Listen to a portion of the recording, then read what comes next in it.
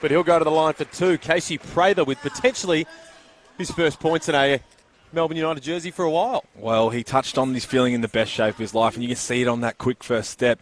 Lulls him to sleep and then just takes off, and that's what he's really good at. And if he's in the best shape of his life, as he said, he's going to be a really tough cover, especially out here. We've mentioned it more than once, but on Friday night and now. Well, he mentioned it himself, didn't he? He liked to bring that up himself. Gets the first one to go, and you're right, he doesn't look like he's lost a step at all. Ready to go for this season. Of course, he's enjoying the Macca's Monopoly as well, as we found out as we gave him a ride home from the game on Friday. He did. He asked for a couple of extra cups. I've never seen someone so persuasive in the drive-thru to get an extra 10 cups just from the poor lady working in the drive-thru window. Didn't win a thing. That's what he said. Yeah, true. Brisbane just still working on the outside. Mark Patterson looking again to go from deep. We can see that he's looking to give that jumper a test early on. You're seeing from United how they switch and everything, and that's what they can do again. We talk about their athleticism. And I let them down there. They got lost, but it's going to be a luxury to have to be able to switch at every position. Well, it is. And Singler knocks it in for two there off a nice ball movement from the Brisbane Bullets. Casey Prather again straight to the rack. That's going to be a great sight for Melbourne United fans, especially the ones in the building are going to love to see that. We're going straight through the chest of Will Magnay, which is no easy feat. Again, Brisbane just explore through the paint. Kadee up high. It's the wayward pass down there. You're going to have those issues early for both teams. Obviously, both teams are new, getting their roster together, and it's going to come. It's going to come with time, and that's why you play these preseason games.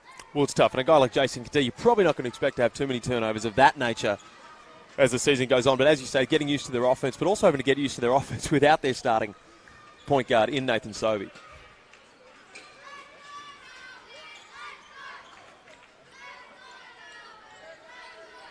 Sean Long, straight through the chest again of Will Magnay, just struggling to keep the big fellas out of the paint now the young fella.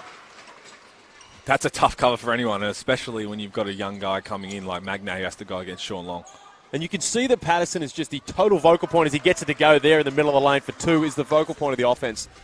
He was last year, and he won a lot of games for him, and he's going to have to be again this year. But maybe even a little bit less. You've got Sobey and you've got Cam Glidden who can fill it up as well. So I'm sure he's going to welcome Nathan Sobey with open arms.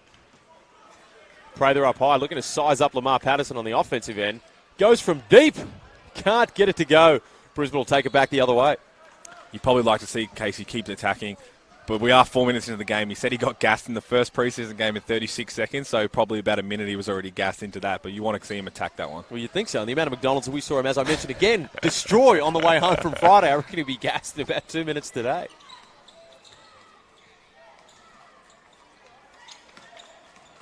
Braun takes it through the paint.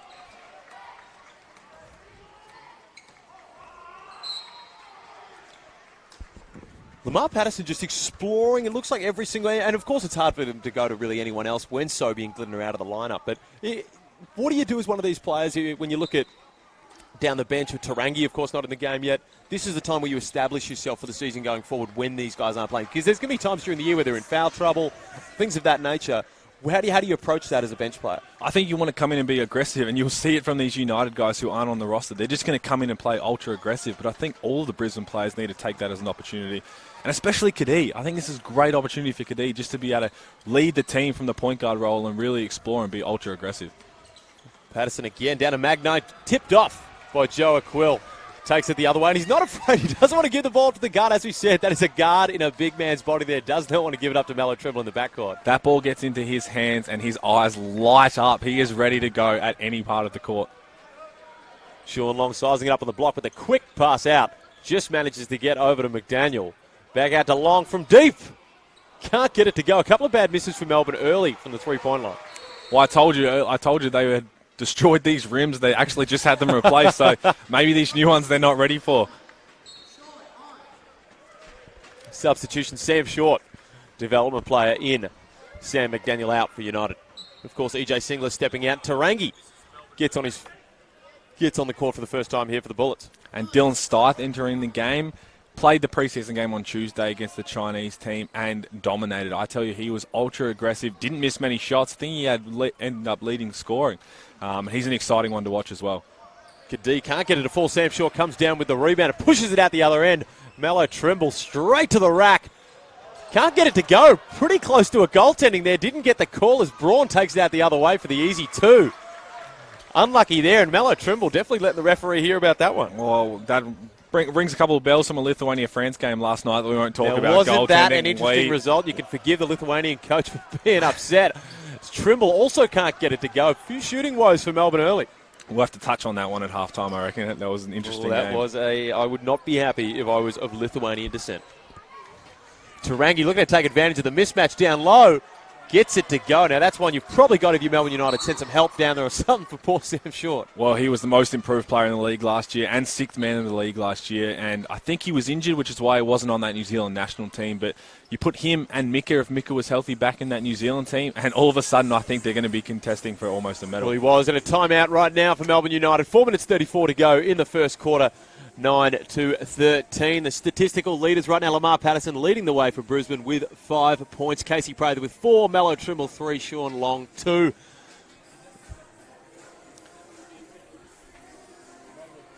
Melbourne United right now shooting at 33% from the field. We said a couple of shooting woes early.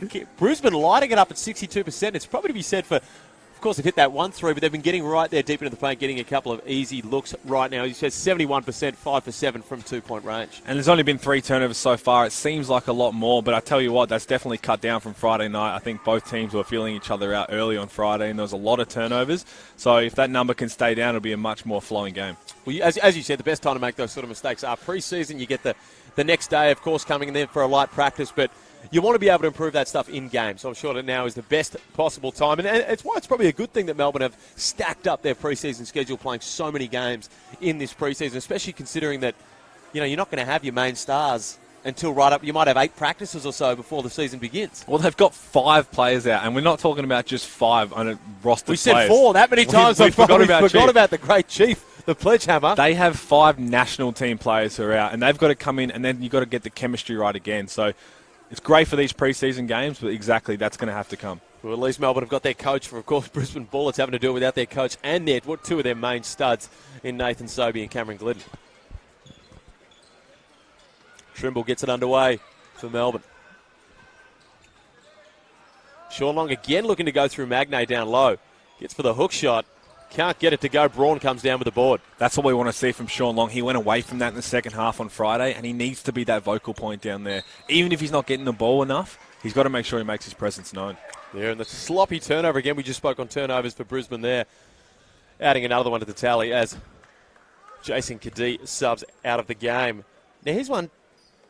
Wigness is one of these. He's been touted as one of another guy. We talk about Josh Giddey, who's yet to enter the game for Melbourne, but another sort of NBA hopeful potential. He's been in that sort of Paddy Mills mould, been spoken of that, and of course that's some big shoes to fill, but he's got some talent. Absolutely, he does. Pretty nasty left to right crossover as well. He's very talented, and look for him to be aggressive. He was in their other preseason games, and he's an exciting one to watch. And as you see, Sean Long, that's what we want to see, but I think Wigness is going to be a handsful for a lot of players. Well, he is, and Sham Short better watch out right now with that little left to right. Again, Patterson tests it from out deep, doesn't take the shot. Sammy Wigness can't get it to go. A little loose with the handle as he gets it out to Rangi from deep. Can't get it to go, and that was one aspect of his game that he improved so drastically last year. As Prather takes it off on the break, he promised a dunk show, can't get it to go there. But finally he gets the goaltend call. Missed one on Mello Trimble earlier. Gets that one to go on Casey Prather, and I thought if he promised us a couple of dunks, I thought we were potentially in for one there. Well, I'm not sure if that one was the goaltender or if that's a make-up from the other one. That looks pretty decent, unless he touched the rim, which we've learned from FIBA that you sometimes are allowed to do. It's a pick-and-choose type of rule. But again, it's the length of Melbourne on defense which is causing the issues. They're going to create a lot of turnovers, and if people run with them, they're going to be tough to stop on the break. Braun being aggressive early, not quite shooting-wise, but he's getting deep into the paint almost every possession. Stith takes it out on the break. We've seen this for any McKinnon fans out there. We've seen that plenty of times. Can't get it to go, but Joe Aquill takes it on the rebound. Little fadeaway. Can't get that to go either. But a rebounding foul charge to the Bullets. Melbourne will regain possession. You've got a guy who gets a defensive board, and all 5 of them are sprint, ready to roll, and that's what you want to see for United. They've definitely got enough players to do that. It is, and something into the game now. Prather out. Dexter Kernich-Drew. Another guy just filling a contract for now, just in these preseason games, and he's an exciting prospect. He played for Cairns for the last 2 years, and he can absolutely shoot the ball. So I'm sure he'll be ready to fire out here. We could light it up as well, and it's strange he didn't get picked up. And Josh Giddey, of course, the guy that we spoke about earlier, son of Warwick Giddey. There's definitely some Melbourne Tigers / United blood in there. I think everyone... Stith all the way to the hoop, gets it to fall, and a much-needed bucket for Melbourne. Everyone wants to see lead. Wigness versus Giddey. Put them on an island and let's just see. They're both very highly touted. That's what we all want to see right now. Well, that's and here it is, right here on cue. Two of the most talented youngsters out there. Lamar Patterson looking to take advantage of Kernich Drew down on the block. Can't get it, but gives a little handoff to Singler, who can't get the easy layup to go. Singler's a very smart player, it looks like. I haven't seen much of him. He played in the NBL, had a very good season, but he's just a smart player. He's smart cutting. It's a great transition there right now.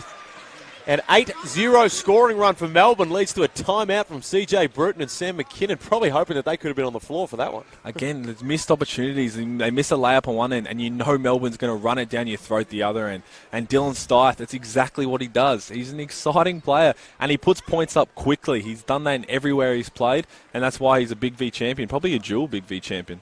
I believe he is. Dual Big V championship with the McKinnon Cougars, of course. Remains to be seen where he'll be next year. But another guy that's stating his case for a potential injury replacement for either of these teams. And you look at him playing for United. He's not necessarily just trying out for United to play that role if something was to go wrong, but it's also with the Bullets. We know the Bullets have brought in Jeremy Kendall in the past. Jeremy Kendall went down with a knee injury, who I think was a potential to get a roster spot with this team this year, but was unlucky to go down with that knee injury. But you look at how dangerous Melbourne could be, that 8-0 run just like that.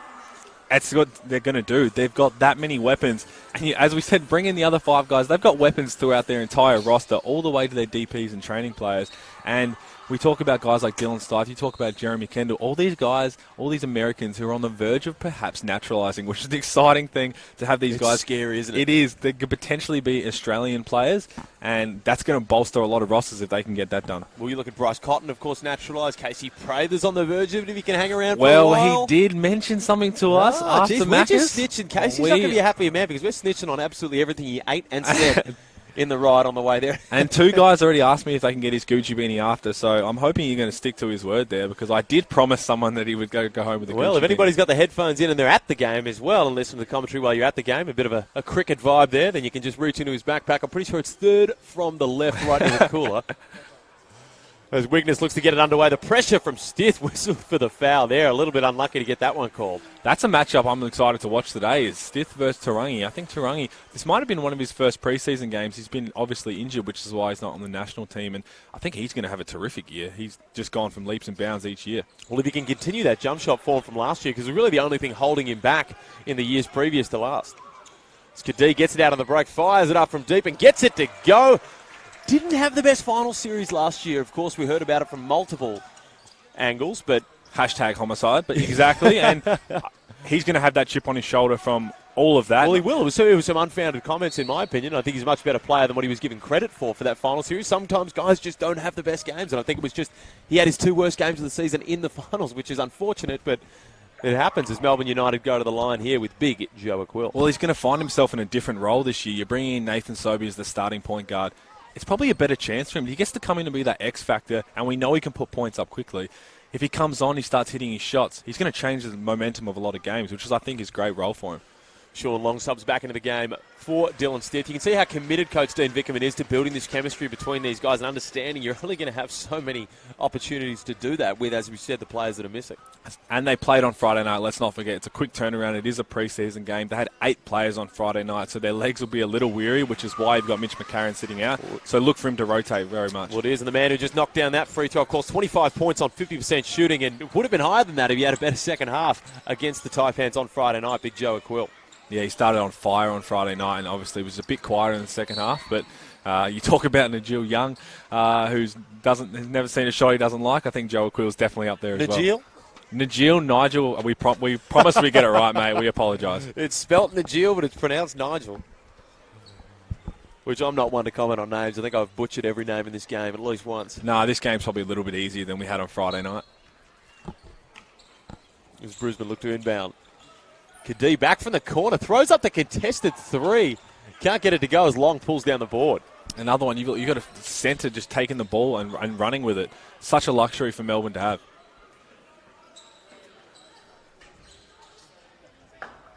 Sean Long again. It's been a pretty post-dominant game with Tarangi trying to take it down low, and Long gives it right back to him on the other end. I think Melbourne United will take that matchup down low every day of the week. With Hodgson out, that's what they've got to do. That's going to be their key to winning this game. Singler looks to take Aquill off the bounce. Can't get it to go. Kicks it out to Kadee, who can't get that one to go either. Aquill pulls down the board. That's a wide open one for Kadee. I know he just missed a contested one, but you give him too many wide open ones, he's not going to miss many.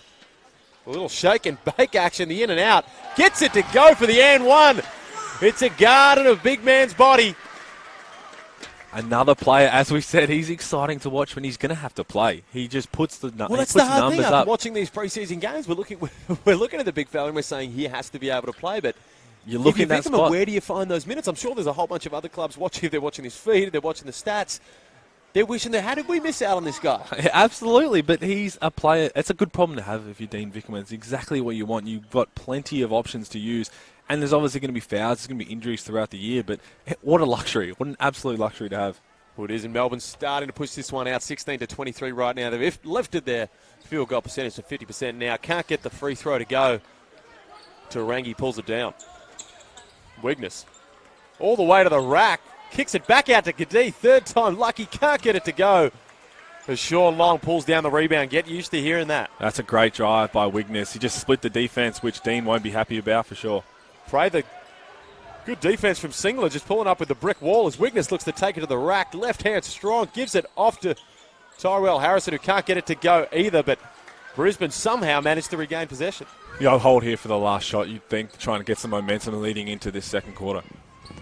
McDaniel up with the pressure. Quick out to Wigness. Gets it to fall, a much-needed bucket there. Almost on the buzzer of halftime. The last shot from Prather is no good. Almost, but a massive three there to bring this one to a 4-point lead for Melbourne United at the end of the first quarter. You've got Casey Prather right now leading with Sean Long with 6 points apiece. Lamar Patterson, EJ Singler, and we saw Kadee just hit a three, so he's going to start to roll, you'd think, from now. Well, he's going to be ready to go. And don't forget about Melbourne United membership. If you like what you're hearing, then make sure you get down to Hisense Arena. The Melbourne United memberships are on sale now, and it's time to stand united with us. The season is only weeks away. Memberships are selling fast. Over 85% of memberships are already sold out. So make sure you jump onto the Melbourne United website and get yours now and avoid missing out. Be part of the Melbourne United journey and be a member today. Now, Hisense, we've played in Hisense plenty of times, and what an arena it is. And, of course, it's still call it Hisense Arena, but it is Melbourne Arena now. Of course, it's no word on it. That's not Melbourne United Arena, is it? That's just Melbourne Arena, as in named by the city rather than... I think they'd want to call it Melbourne United Arena, to be honest, but now you've got South East Melbourne who are going to be playing in it as well. Well, that's interesting, yeah. We can call it South East Melbourne Arena. Have the Derby or Derby, however you want to pronounce it. No, the Throwdown. Well, which actually makes it easy because I've always had trouble my entire life. I don't know whether it's Derby or Derby. What do you call it? Because different sports, I call it a Derby now. I call it a Derby as well. I always think of Derby as relating to a horse race. The Kentucky Derby, like that sort of stuff. Right. Whereas at the Derby, which I know people name Derby, like I'm just totally up in the air with it. I have no idea what to think. So I actually am quite happy with them just naming it the Throwdown. Well, I call it a palmy, so we won't even go there. So we're not getting into that one. Don't even start that one. Melbourne United, of course, leading this one by 4 points. The second quarter shortly getting underway. We can see CJ Bruton giving his final instructions there. Andre Lamanis away at the World Cup, which I assume you would probably know if you've tuned in. And we'll speak about it a little bit later, but who's your tip right now? In the World Cup? In the World Cup. It's an interesting one. I think I can't go past Serbia, just the way they play together and the players they've got. And I think they're saving Jokic for something special. He hasn't played many minutes, and they're still getting games. I'll tell you what that something special is.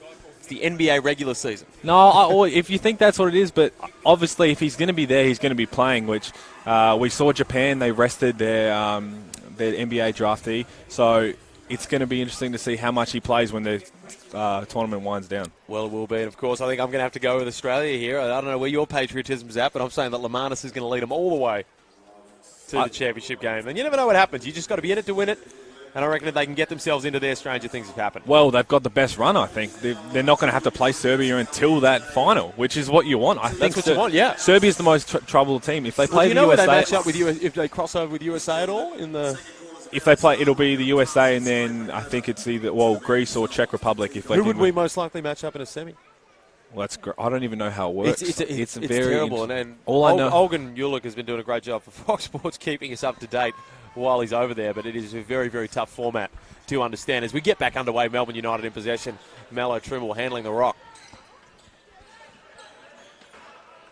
Trimble. One of your favourite players also checking into the game. Can't get it to go. Jason Kadee denies it. One of United's training players, Lual Ding, which you were very excited to call. Lual Ding, I can't wait to hit a three because I got there the go right now. And Lual Ding goes, unable to go Ding on that one. Sean Long pulls it down. Kicks it out to Mallow Trimble for the deep three. Can't get that one to go either. Melbourne United starting off from the three-point line like they did in the first quarter.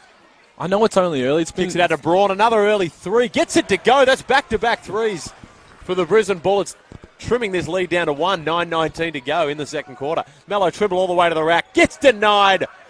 Lamar Patterson takes it the other way. I know it's only early. It's been 3 preseason games, but Trimble's been struggling a little bit with his outside shot, and you can put it down to a number of things, and I think he'll happily put it down to the replacement rims for today, even that's for sure. But you know he's a great shooter. As long as we're not saying that halfway through the season. You know he's a great shooter. He put up 40 on me last year. You know he can shoot the ball. Sean Long again looking to take advantage of that mismatch. A bit of an ill-advised shot there as Singler pulls that one down and looks to push it in transition. Some early aggression right now, and a charge there as Singler tries to take it all the way through Casey Prather. That's what a coach loves. That's a coach player. That's back in under 12s when if you take a charge, you get a free can of Coke from the coach. So look for Casey to go to Dean. What coach did you have? That's what I always tell you what, had. I probably would have had 1 can of Coke in my entire basketball career. If that had continued. Not true. I'm pretty sure you led everything in charges attempted last year, whether they were called. I was flopping. That's for sure. But some early aggression there, and again a timeout by Dean Vickerman.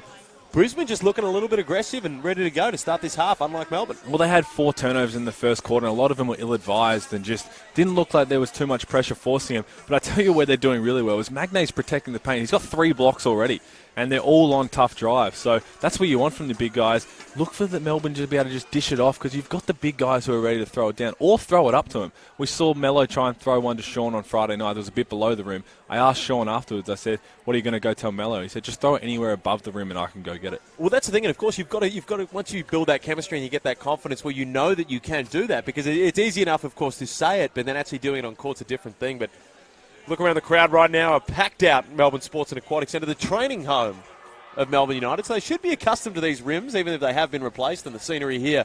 So you'd hope that this shooting picks up from a Melbourne perspective. Well, a lot of the drills I think they've been doing now are just dunk drills. They've got all the athletes, so during training, all you hear is the rims rattling. So we haven't seen either of those two so far, but it's still early in the game. Well, it is early as Brisbane and Melbourne both come out from their timeouts and get ready to get underway here.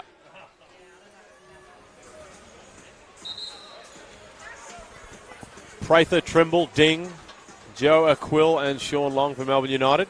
And I'm still 90% sure we are pronouncing Joe's last name wrong, and I promise... Most definitely butchering every aspect. Don't just stick to the last name. I'm pretty sure I'm butchering the first name. We will get it right eventually. I don't want to call him 00, so I'm going to keep going with Joe Aquill. As Lual Deng continues to be aggressive on the offensive end. Can't get it to go, but picks up the foul at the expense of Jason Kadee on the baseline. And you saw a little full court pressure there. Something that Brisbane always toyed with last year. Just being able to switch up their defenses was what they wanted to do. Ding goes to the line for 2.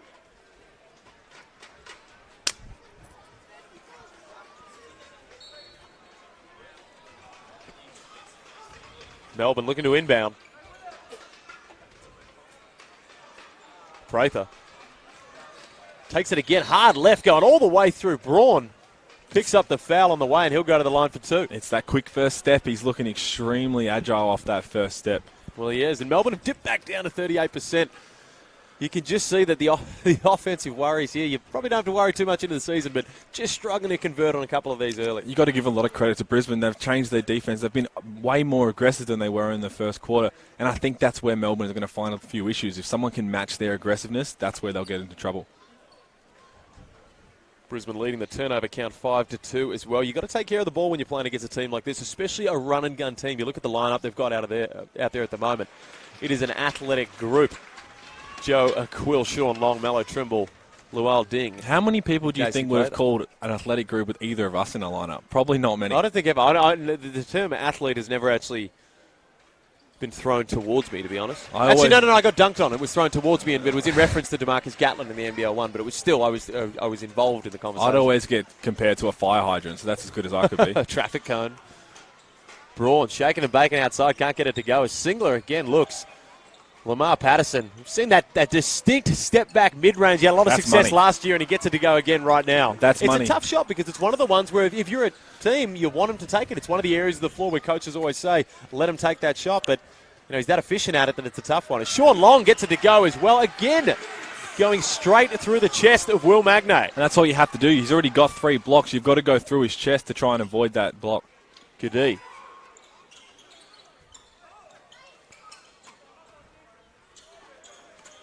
He sizes up the wild Ding. Thinks he's got the advantage there. Again goes to the mid-range. Can't get that one to drop. Ding gets the rebound, and United look to push it back the other way. You want to try and limit Lamar Patterson's mid-range. He's extremely comfortable in that spot. I know it's a tough shot to cover, but Dean won't be happy with that. Rebounding foul there. Bodies flying everywhere. We spoke about this on Friday, that in preseason games, it's not like it is kind of in preseason footy where guys take a bit of a lighter step, don't go quite as hard in the contest. Right now, guys are fighting for playing time. That's what they're doing. Every opportunity is a chance for you to get more minutes in the next game, and everybody's going as hard as they can. You see that on the offensive glass. Nobody hits a body, but everyone's going to be testing for those rebounds. No one wants to get injured, but everyone wants that playing time. It's Casey Prather gets it off the inbound. Little fadeaway, gets it to go, and some familiar signs there for the Melbourne United fans in the house today. That's a scary thought for the league if he's knocking down jump shots as good as he is there. Well, there, and Lamar Patterson looks to take it the other way. He finds Kadee in the corner, who gets it to go. Trims this lean down. If my maths is correct, it is a 2-point lead with 7 minutes to go in the second quarter for Melbourne. We touched on how good your college degrees helped you with your math. Underwater basket weaving, man. It gets it done. Kadee just picks the pocket of Mello Trimble while he wasn't paying attention. Trimble tries to get back. Smart move to give that one back to Singler on the break there from Jason Kadee. It's the turnovers that have got Brisbane back in the game. It hurt him in the first quarter, and now Melbourne is hurting them. Well, it is, and you can see Trimble wants to go right back at him after getting embarrassed on that last play. As Prather knocks it down from deep, and he looks to get it going with 5 points on the trot from the big man.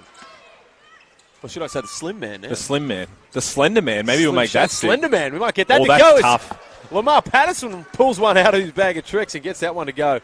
Little scoop finger roll straight out of the Tom Vandervoosy playbook.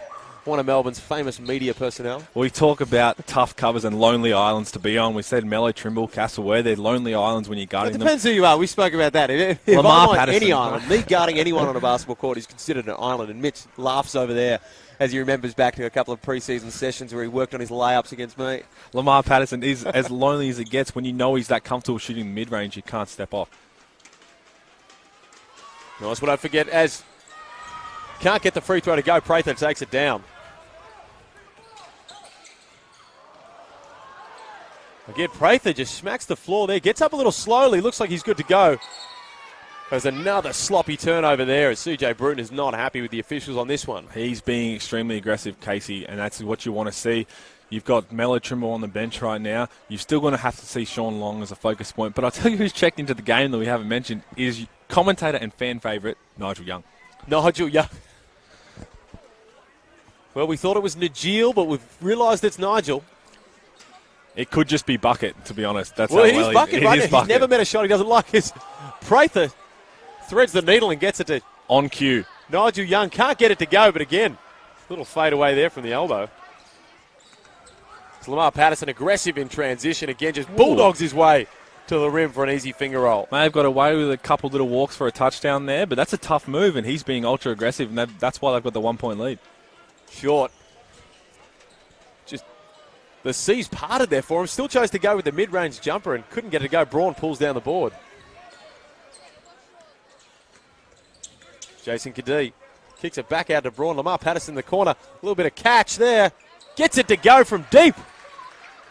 And the Bullets starting to form a bit of a lead here. 4 points, 5 minutes 30 to go. We touched on Friday how Dean is a different type of coach in the preseason. He's going to let his players figure this out. It's a bit of a Popovich technique. I know the other team's on a run, but we're going to let our team players figure it out rather than having to burn a timeout. It is short from the corner. Made one from the same spot on Friday night. Can't get it to go this afternoon. There's Singler open on the break. Chooses to turn down the shot. Gives it to his captain, Kadee, instead, who finds Braun and kicks it onto Patterson. Can't get that to go. Sam McDaniel comes down with the board. One of the early keys we said is Brisbane's going to have to slow the game down. They're playing well in the half court. They're getting shots they want. They're making the extra passes, which is why they've built a 4-point lead. McDaniel takes it all the way through the paint. The charge there tries to go through the chest of Lamar Patterson. No luck. The referee says we're going the other way. You touched on it very well on Friday night. Well, thank you, Pete. A bit of isolation ball, which it doesn't work every time down the court. We know you've got that much talent to be able to do it. But as you see, Brisbane's doing a great job. They're keeping bodies in front, and that ISO ball isn't working right now.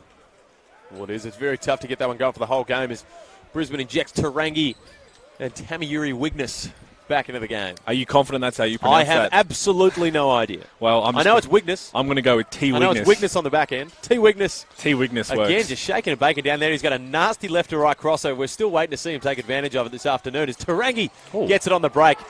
Again, Tyrell Harrison, the big fella, the big young fella, gets it to go on the offensive board there. And Brisbane's beating Melbourne exactly the same way that Melbourne become aggressive. They're getting the O boards. They're being ultra-aggressive, putting the ball on the floor, and it's paying off dividends. Again, and active on defense as well there. Casey Prather with nowhere to go down low. Gets it deflected out of bounds, and Melbourne will reset with 17 on the clock. Yeah, these chemistry issues obviously aren't a big deal now, but obviously this is where we expect to see them. It's still very early, but that's how it's going to be. Prather, he hit one there from earlier, decides to give it out to Joe Aquill instead. Prather from the elbow. Can't get it to go. Aquill pulls down the board and gets the foul in the process. And that's what you want to see. If we're struggling to score at one end, you want to make as many possessions as you can. But you need to get stops down the other end, which they haven't been able to do so far. And you've got to credit that. Lamar Patterson started it, and now Tarangi's going to be the voice. Our man Nigel Young, who I think you might even see as an injury replacement. I mentioned it more than once as an injury replacement at one point throughout the year for some team in the NBL who needs someone to come out there and knock a few down. Well, you're going to see him at the Blitz. He's playing for the NBL One All-Stars, and he's going to relish that opportunity to be able to go against some more NBL talent. And if he's lucky enough to get on that injury replacement, there's going to be no one happier in this country than Felix von Hopp, that's for sure. You are that excited for him to see him. Well, there's only one man that likes to toot his own horn more than me, and that's Cam Luca. I have actually seen in the building, wandering in here, you'll know him from NBL overtime armchair expert. Who is he? I don't even know who he is. Who is Cam Luca? It's a question on the tongues of every sports fan. As Wigness pushes it out for Brisbane. Goes all the way, gets it to the paint, gets it to go over Big Joe Aquill. That's a great finish from the young fella in Brisbane. 6-point lead with 4 minutes to go. Ultra aggressive, and then he just took off full court. That's a tough finish. That's over. Sam Short looks to do the same thing down the other end. Can't get it to go, but again, Aquill gets the rebound, stripped by Singler, who pushes it out the other way. Brisbane just keep this aggression up. Kadee from deep. Can't get it to go. A bit of an ill-fated shot, that one. As Tarangi sizes it up and chooses to flick it back out to the captain. There's a souvenir for a lucky fan right there. That one goes behind the head, and I tell you, the kids watching, that is not how you shoot the basketball. And don't forget, we got Mitch McCarron here on at halftime. So if you've got a question for Mitch, send them through via the comment section of the stream, and we'll ask him during the halftime break. Feel free, anything. Mitch is an open book. Absolutely so open book. Like basketball related, non-basketball related, absolutely anything you want. He's promised to answer everything 100% truthfully. And the travel again from the pressure in the backcourt from Brisbane. They've come this afternoon to play. And that's a sneaky tactic Brisbane have used every year since Lamanis has been there. A sneaky tactic, the old backcourt double team, Pete. At any time. Tactic. And you know why I call it sneaky? Because they got me that many times with it. And as soon as I turned it over, I knew that siren was going and I was going to sit down on the bench. Tarangi. A lot of movement off the ball from Brisbane, which is a great sign in the preseason for them, as Tarangi can't get it to go from the outside, but that one looks to have come off Joe Aquill. He'd be more happy with that one, though. It went in the right direction, so you can't fault that one. Sam Short subs out of the game with Trimble back in, and Josh Giddy, son of Warwick Giddy, a name you'll definitely have to watch in the future, as well as Casey Prather leaving the game with 13 points at the moment. Lamar Patterson leading the way for the Bullets with 11. Just a little bit of discussion about where Lamar Patterson's going to put that one in from. Well, there is a lot of just lines the on the finer court. points of basketball there. Couldn't get that inbounds pass to go, but Tarangi's managed to rekindle it at the half-court line. Wigness. Patterson sizes up the young fella, thinks he's got the advantage there, takes it all the way to the rack and bulldogs it through again for the easy left-hand finish. We touched on the lonely island. There it is. It's not a place you want to be stuck on your own against Lamar Patterson. A Quill. Gardner, Biggs man body, managed to just squeeze through the gap there. I see you lick your Finish that lips one when for he the puts two. the ball on the ground because he's 7'2" and got better handles than you've ever He's had. 7'2" and he can move and do everything better than I could at 6'6". Again, from 3, from deep. Can't get it to go. Keon Dennis with his first minutes. And that's what you want. Dennis, and I'll tell you what. Not shy. That's what you want to see. Come out with that confidence, let it fly. And this is a huge 2 minutes here in terms of this game. Who's going to carry that momentum into halftime? Now, if there was a name when you look up and down the roster of both teams today, and you had to pick which name had the mullet, I'm probably going with Keon Dennis. It sounds like the guy who's ready to... Like, maybe even Nigel Young. Well, Nigel's got his own little thing going up the top as well. It's a bit of formal on the front, a bit of party at the back, but he comes in, he lets a 3 fly. That's what you want to see, have that confidence from a young kid. Timeout now, and we are lucky enough to have Mitch McCarron with us. So keep sending your questions through. We're going to get to those ones at halftime. But Mitch, welcome. Hey guys, privileged to join this all-star commentary team. Oh, mate, you shouldn't have. You shouldn't have. I'll tell you what, I reckon we've got a decent 3-on-3 team here because we've got one guy who can do the scoring and 2 others who can talk trash on the side. I was about to say, we've talked about how Mitch does a bit of everything. So we've got one guy who can do everything. We've got a shooter and a defender and a passer. Unfortunately, they're all in the one player. And we've got 2 guys who are going to pass him the ball every time. Nice, but how's it looking so far? What's it been like? Of course, you've had to take a bit more of a leadership role while the guys have been away. Of course, standing captain on Friday night. Still the captain today, but you're doing it from up here instead. Sure, yeah. I guess just acting, you know. Obviously, with so many guys away, we've got essentially half of our rostered guys away, and 2 guys in Chris and Dave who have led the team and the club for a while now. So just trying to pick up a little bit of what they do and trying to get everyone on the same page quickly during this preseason. Well, it's something Dean's touched on is how much your leadership has grown. And I remember last year when we were putting captains together on the roster and you were one of the highest ones rated, which is what you want. I've played with you throughout growing up and when we played for Australia together a few times, and that leadership, you become a very vocal leader, which is awesome, especially for the team, but you just lead by example. Is that something you've prided yourself on? Yeah, and I think we have so many different types of leaders this year. We've got guys, as I said, Dave's been around forever. He might not say much at times, but he's a guy that leads by example. Chris has got a voice that everyone's going to listen to. And I'm just trying to build relationships with everybody, make sure I understand what everybody's trying to get out of the group and what the group needs from them. Now, I'm going to hit you with a big one here. Who's starting, you or Chris? I've just come in hot. Isn't that a halftime question? I mean, someone asked that on the feed. No, they didn't. No, you don't have to answer that one. No worries, answers, Chris. Woody's interesting, and Chris, of course, playing great over there. But you look at your stat line from the game against Cairns, 9 points, 6 assists, 4 rebounds, 3 steals. Is that something you pride yourself on, just being able to cover the game from every aspect? Yeah, just trying to stuff stats as much as I can. You're a fantasy player. No, honestly, I couldn't care less about stats. Obviously, I'm just trying to do whatever the team's needs for the win. We've got so much talent this year. It could be lines of zeros some games. It could be higher other games. We'll just see what happens. As Tarangi, again, that's what he does. As you said, if he's knocking down that shot, he becomes an extra weapon. And they've pushed out an 8-point lead here. Ruben had a huge year last year as well. So, I don't know why guys are leaving that open. Your team won't be happy about that, will he? Absolutely not. Joe Quill gets it to go. Can't get it to finish there. I want to know the line for a charity too. I'd love to know your thoughts on Big Joe. We saw him come in as just trying out. There was obviously a roster spot left, and in these preseason games, he's just tore it up.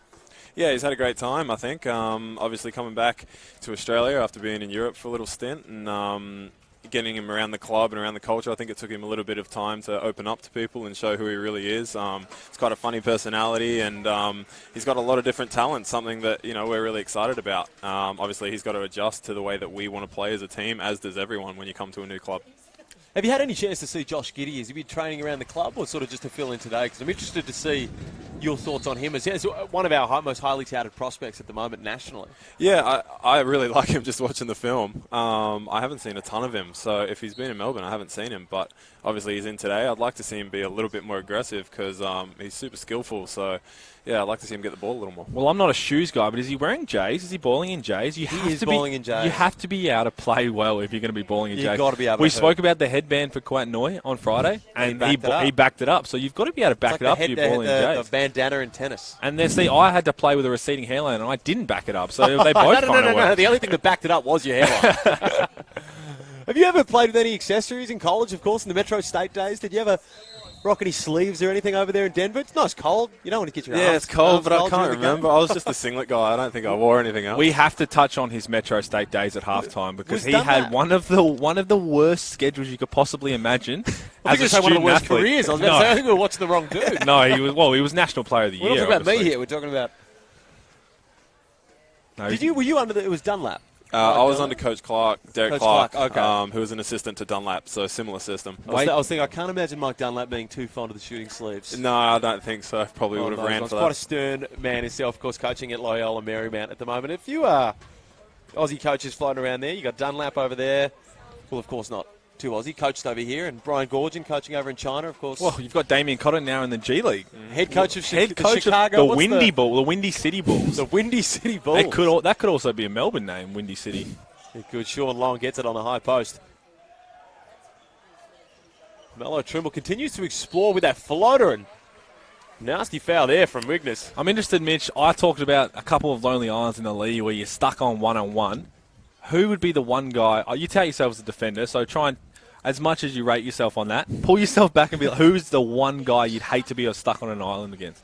Jerome Randall was always number one. Always the worst. Always. You'd wrap him up. Especially being, a small, quick guard. That was always something that I struggled to just keep up with in the full court. Everyone did. Coaches are like, go check in full court. It's like, I'll just right. get him at half. Mello's another one, though. It was just a nightmare. For sure. Just an isolation from it. So I get that every day in practice, which is great. Yeah, I was about to say, it's a bit of a double-edged sword because you don't have to play against him. You say, now I don't have to match up against him on the other team, but you've got to match up on him every day. Get So embarrassed on the daily, yeah. It's great. It's a tough one as Mello Trimble, speak of the devil, pulls down the board, pushes it the other way for United. Looks to go all the way out to Kernich Drew.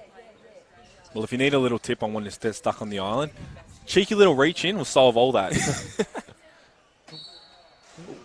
Could have been a nasty dunk there for Sean Long, but again, The aggressiveness from Joe Aquill.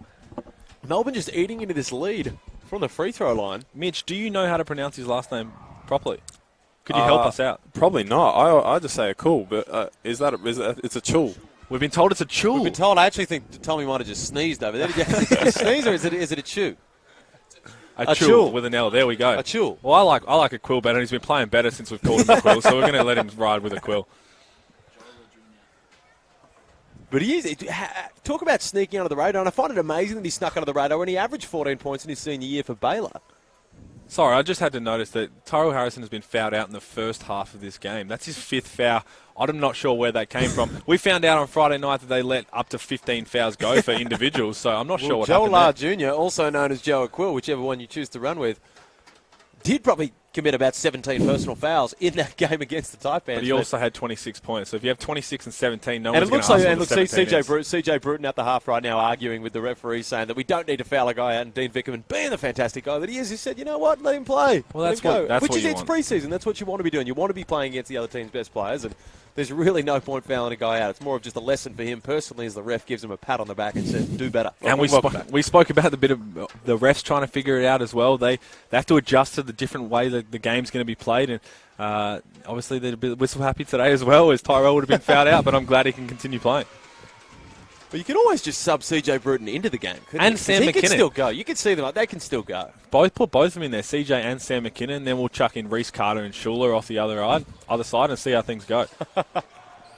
Sean Long gets the board. Can't get it to go, but gets the second one. Lucky. 2 points there for Melbourne, and they've erased this lead all the way down to 3 points.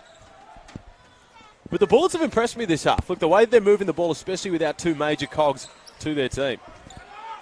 As Wigness looks to get into the paint, all the way to the rack with that shaky little left hand, gets it to go. And he's been impressive early. We talk about Mello lonely Trimble all the way back. Dexter Kernitz Drew, that's how he makes his money. Doesn't get paid this time. That's a tough move from Wigness. And he's, as you said, he's so quick in the open floor. Trimble just so shaky with it. Gets it to go, and how about that? Sean Long just comes in and cleans it up. And then we're talking about what he gets paid for. That's exactly what Sean Long gets paid for. Back to a 3-point lead for the Brisbane Bullets. 18 seconds to go here. Lamar Patton's just going to hold it up and say, I'll take this one.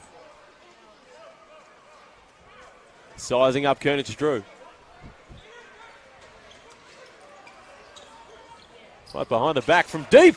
Can't get it to go. Sean Long with a rebound. This one will round out with a 3-point lead to the Brisbane Bullets. And we've got Mitch McCarron right here. We're going to get into a couple of the fan-asked questions for you in a minute. But right now, a little bit of a stats update right now. Lamar Patterson leading the way with 13 points. A 3-point lead for the Brisbane Bullets. Tyrell Harrison with the 5 fouls in the first half, but he's going to be able to continue this one out. Tarangi with 7. Wigness with 7 as well. The young fella, 7 points in 9 minutes, has been incredibly impressive for the Brisbane Bullets. Joe Aquill, 12 points, 7 rebounds, has led the way for Melbourne, as well as Sean Long, 12 points, 7 rebounds, and Casey Prather also leading the way at 13 points. 38% from the field for Melbourne, 51% from Brisbane. I think that's the difference of the game right now. For sure, and you see both teams have about 7 turnovers, which really hurt Melbourne in that quarter, and they'll have to change that at half-time. But we have the superstar Mitch McCarron, and we said we'd touch on it at half-time. He's an international guy. I want to know your thoughts. France, Lithuania last night. The uncalled goal 10. Give me your view. Big miss, isn't it? That's a big miss from the ref. I was well and truly asleep. I saw the replay. Did they go to the review and have a look at it or no? Well, yeah, see, the Lithuanian coach didn't seem to think so. So, yeah, I'm not sure. I thought they did. But if they did, you think they'd have to call that. It was pretty clear Gobert smack the rim. I could call it sitting comfortably on my couch from okay. home. Now, so you phoned it in a packed arena. In a pressure situation. If I can do it with a bag of corn chips in my hand, then they can do it out there. Here's how I know you're telling a lie right now. That is complete fallacy, because that game was on at 12 o'clock on a Saturday night, and there's no way you were sitting on the couch at 12 o'clock on a Saturday night. They have actually installed TV screens at Bond nightclubs. So there you go. I was able to catch parts of it. There's more of the truth. But yeah, Mitch, what do you think, obviously, how the Boomers have been playing, and they've got a massive matchup on Friday against a potential championship gold medal guys in France. Yeah, for sure. It's been fun watching some of the other games as well. You know, Italy, Spain, Serbia, Spain, I think that is tonight. And Australia's been working their way through the pools. So, I mean, every game's tough. You know, people want the Boomers to blow teams out by 30. It's not going to happen that often. It just doesn't happen. International basketball, everyone's excited for every game. It means so much. So, to get a win means everything. Well, you put that pride aspect into it there. Of course, it's very, very hard to blow a team out. And we've seen it a bit. But, of course, you were so close on the edge there to going. Is there any of that? Because, in my opinion, you were very unlucky to not get the call up there. Yeah. Well, I wasn't on the selection panel for some reason. No, I blame you. But no. But the team, of course, they've got the guys over that they do, and everyone's doing a great job. But was there a little bit of that, I wish I was out there for both the international games beforehand and the World Cup, of course, right now. And luckily, we've still got Tokyo to go, so the window's not closed by any means for you personally. Yeah, definitely. I mean, I'm watching all the games, just thinking about the feeling of not only just putting on the jersey, you know, I know everyone says that, but once you get out there, it feels so special. And so you look at the games, you look at end-game situations, it's like, oh, man, I'd love to be out there right now, just that feeling. But, you know, they've got the job done, and I'm really proud of the guys for doing that. Well, luckily, of course, you've hopefully got your eyes set on Tokyo, and you've probably got an NBL season right now to be able to put out what you can do, because there's only so many camps that you get to go. So, of course, that's a factor going into the NBL. Do you think about that at all, thinking, because, of course, for any basketball player in Australia, the Olympics is you'll say almost the be-all and end-all. That's what you want to do, especially when we've got a chance to medal. Is there an aspect of that going into the NBL season, a little bit of extra motivation for you? Yeah, a little bit. I'd be lying if I hadn't thought about that, you know. Yeah. But at the same time, I tailor my game to, you know, as I said, whatever the team needs, and I'm not trying to get out there to force a point to make a team in the future. I just want to do whatever I can at the time, and if that's enough, then it is. You know, number one goal is championship, so that'll speak for itself. Well, the team needs you to make the Olympic team. let's put it to that. Dean Vickerman sent explicit instructions. Mitch, you're going to Tokyo. But, of course, we'll jump over some questions that have been asked by the fans on the live stream. We appreciate you guys tuning in. Austin Cookson has a question for Mitch. How does it feel to be the stiffest man in Australia on not being in the Boomers squad? Now, I'm sorry, Austin. I may have just jumped the gun and asked your question for you, but give one direct list. The stiffest. The stiffest emission. Well, I'm not sure which way we're going to take it. Can we right-click thesaurus stiffest just so we can get a different vocab? But to be honest, we said it on Friday. I have to agree in that kind of role. A guy who can do everything such as yourself, you're very unlucky not to be there, especially with guys like Ben Simmons and stuff not playing. I had you penned in my team. Not penciled, penned into my team. So how does that feel? Thanks. If you hadn't had salt rubbed in your words at the moment, you were just enjoying the basketball and you've gotten over it. He just slipped me a 10. Yeah. Thanks, mate. But, no, I mean, obviously, like it's great that we have so much talent in this country right now. Our league is at such a high level where it is that difficult to pick teams. You know, you go overseas and you look at the depth of some of the other countries, and it's just not what we have. You know, you've got 3 guys that haven't really seen the floor that will play huge minutes in the NBL this year. So, you know, I was a little bit salty in the way that, you know, I just want to be involved. I was a little bit jealous because I want that experience. You know, I'm not mad at anybody or anything like that, and I want them to win a gold just the same. Well, I think you are still involved. I think when they look back, hopefully they win gold, and when they do, every guy that helped them get there through the qualifiers, which you were a massive part of, is part of that Boomers family, which is something Felix and I definitely cannot say. So I think you're definitely as much of a part of it, even though you're not there. Well, next one up is from JC. Your favourite basketball moment?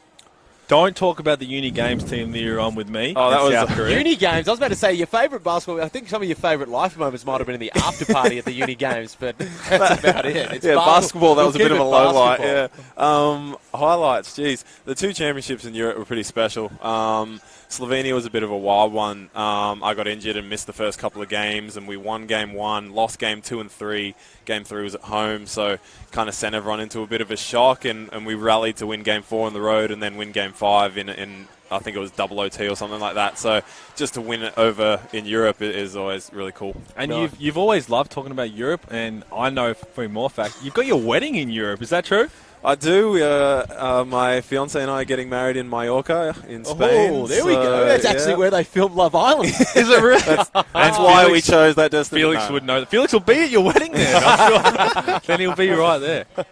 Okay, of course. Well, it might have to get you, after your trip to Mallorca, we might have to get you on a Sportsbet podcast there. But, Kane, I'm sorry if I'm terrible with last names. I'm sorry if I butcher this one as well. Kane Pizzato. Mitch, are you going to miss Pete as a teammate? And I didn't just use I was about to fake. say, That's my. That sounds like a that's my burner account. Kane _Hurley. Yeah, obviously, it's great to have Pete around the club still. You know, he's not completely detached from... Hanging on. He's by a thread, just milking it, just as long as I can. Because if they win a chip, I win a chip. That's what I say. get a ring. It's great to have Pete around. Obviously, a guy that's been around the club for a while, a part of the championship in Melbourne, and obviously he's going to be a wealth of knowledge for guys that maybe just need someone to talk to about, you know, some of the new guys to the club that can go up to the office and talk basketball. Well, I love a chat, so that's what I'm there for. Love a chat. Hence why. Yeah, I know, and I'm right happy you've here. got that, because usually Right those here. chats are with me over a coffee, but I'm quite happy that you're in here doing it with these guys instead. Another fallacy, because you don't answer your phone ever, so I'll never see you unless we're working together. My screen's cracked. That's my go-to. Yeah, let's go away from basketball. What's your go-to when you forget to answer a text message, Mitch?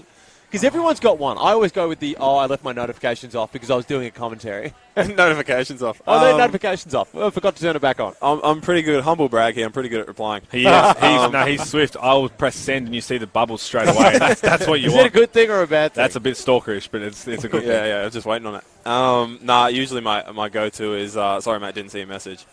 And clearly I did. You are such a good man. Knowing myself, I saw it. Not only can he pass, rebound, and score, but he's also just a humble human being. So I feel terribly insecure right now.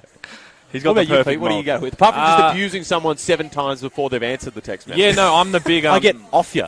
I hate you. Oh, we're not friends anymore. And the text message will sit there for 15 minutes, and I've already been about 3 memes. The classic one you go to is the GIF with the Millhouse throwing the frisbee to himself. That's the one I go to That's a the lot. go-to. What about when you...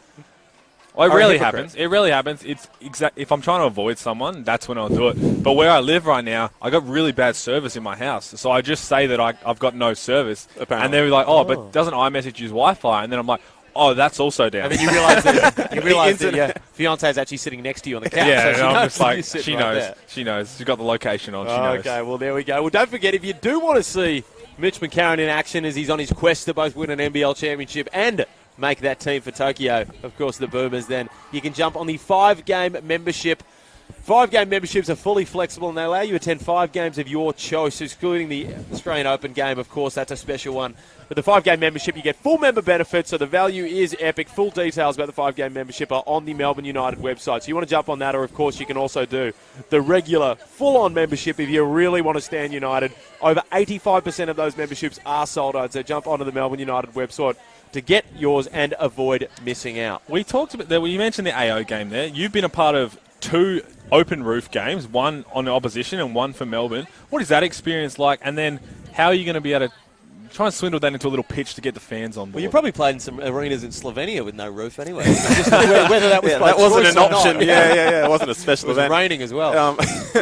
No, it's obviously a really cool experience just to play in light. It's something that you can't do anywhere else in the world, So that alone, I would want to be a part of as a fan. But B, they're usually super exciting games to begin with, with the roof on, with the roof down. Honestly, I think last year was probably the best one. We had a perfect day. The temper was perfect. I don't even remember sweating. Just the breeze just wipes the sweat off your back, and you just keep playing. Now, I said we were going to touch on it. We've got a couple minutes before the third quarter gets underway. What was your day-to-day college schedule training-wise?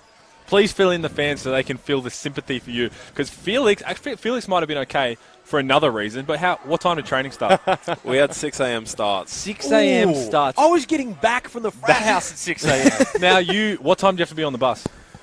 You had typically at the very start of preseason, and I hope I'm not getting too old and forgetting this and making stuff up, but 4:45 was usually a wake up on the bus at 5. But I'll tell you Practice what, starts at 6. every year it's going to get earlier and earlier. You're Yeah. just going to say, Yeah. eventually you're telling your kids, man, we were up at 2 a.m. We never slept. We just went we straight never to slept. practice. I used to rock up back to practice in a pair of jeans and a party shirt. And They'd be like, why do you wear that? Oh, it was just the first thing I pulled out of the drawer. And that's the first thing you haven't lied about so far on this commentary. That's actually pretty accurate. Oh, God. Well, one more shameless plug right now. Don't forget that all games, the tickets are available. You can buy them to individual games at the moment. Every home game of Melbourne United season are on sale now. Be at the first ever throwdown against the Phoenix. Secure your spot to the Cup Day Eve game against the Kings. Now, I'll tell you what, that is a good 2 days of sport right there. Big game against the Sydney Kings. Hopefully, and that's another potential one where the roof could be open. Hopefully. I'll tell you what, the roof's going to be open, the lid is going to be off the next day. The cup, so you're just a double launch there. No, those will be very exciting. Now, as we get close to this third quarter, Mitch, down 3, right before we say goodbye, what do you think Dean's told the guys about this second half? Oh, it's been so scrappy offensively. We haven't run anything. Just need some direction, need some guys to just, obviously it's Brisbane are a system team. I mean, you guys know that. You watch them game in, game out. They just go through their system. They get the right shots. They play at their speed. And I feel like we've played at their tempo a little bit too much. Does that make you feel a little good knowing that stuff is what you bring and it's not happening right now? Because when the guy's like, oh, I'm not playing, so if we lose, it was just because I wasn't there. Look real good now, don't we? No. We've got the guys out there to do it. I think it's just a mindset. It's a comfortability thing. You have to understand what we're trying to get out of these games too. We want to get better and move forward before October 3rd. Awesome. Well, we appreciate you being here, Mitch. You probably want to get back down to the bench and support your boys. The Justin Bieber is blaring out of the speakers here, and we are ready to go for the second half as Brisbane get it underway. Thanks, Mitchy. Thanks for your time, lads. Kadee. Braun just sizing up a potential mismatch as Kadee goes from deep and gets that one to go. That was from NBA range there from Jason Kadee. Hot start for the Brisbane Bullets. Albert Park driving range next door, and I'm pretty sure that's where he's kicked that one from. McDaniel takes it baseline, looks to get the finish, denied by Singler, but to his confusion, appears to be whistled with the foul. Look, he had a very quiet first half, Sam McDaniel. Didn't actually attempt a shot, which is what he hasn't done in the first 2 preseason games. So look for him to be ultra-aggressive because Melbourne need that. Well, of course, 4 points against Cairns on Friday night. Average 17.5 points for the Southern Sabres in the NBL 1. Of course, a teammate of Dave Barlow in that one. Didn't end the way that they wanted their season to end. Oh, well, let's not touch on that because neither did ours. Or did it? Wow. That was a bad one. McDaniel gets the first one to go.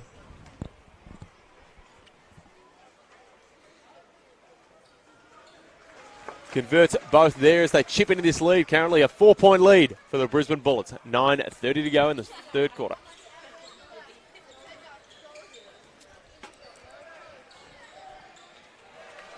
Tipped away by Sean Long. Puts it behind the back. Prey, though. And Sean Long rekindles it again as Joe Quill, guarding a big man's body, takes it down for United. Trimble straight through the lane.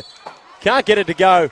Jason Kadee whistled to the foul. The Brisbane Bullets not happy with the first 2 calls from the officials. Well, we talked on Friday night that there's only one other person who's not happy with every call, and that's sitting right next to me. But it looked like he had his hand stuck in the cookie jar there.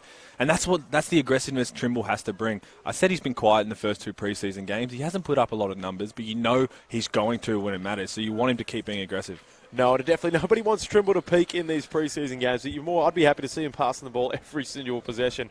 10.6 assists and 2 steals versus Cairns on Friday night. But, of course, he averaged 22.5 points, second in the league last year, and 4.6 assists, 4 rebounds per game for Cairns. So he knows how to get it done when the lights are on, and we expect him to do that this year for Melbourne. A little bit of a tongue twister there. And again, mate. Breakfast Club's closed, mate. Here we go. Brisbane, Kadee pushes it down.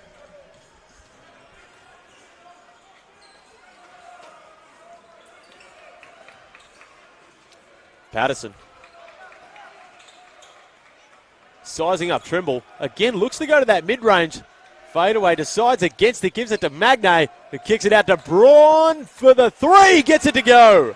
You see Melbourne a bit disorganised on defence. They're running around, they're trying to switch a lot. Miscommunication's going to hurt them, and it did there. Well, they are, and of course, Brisbane 9 from 19 is long! Ducks it all over Magnay.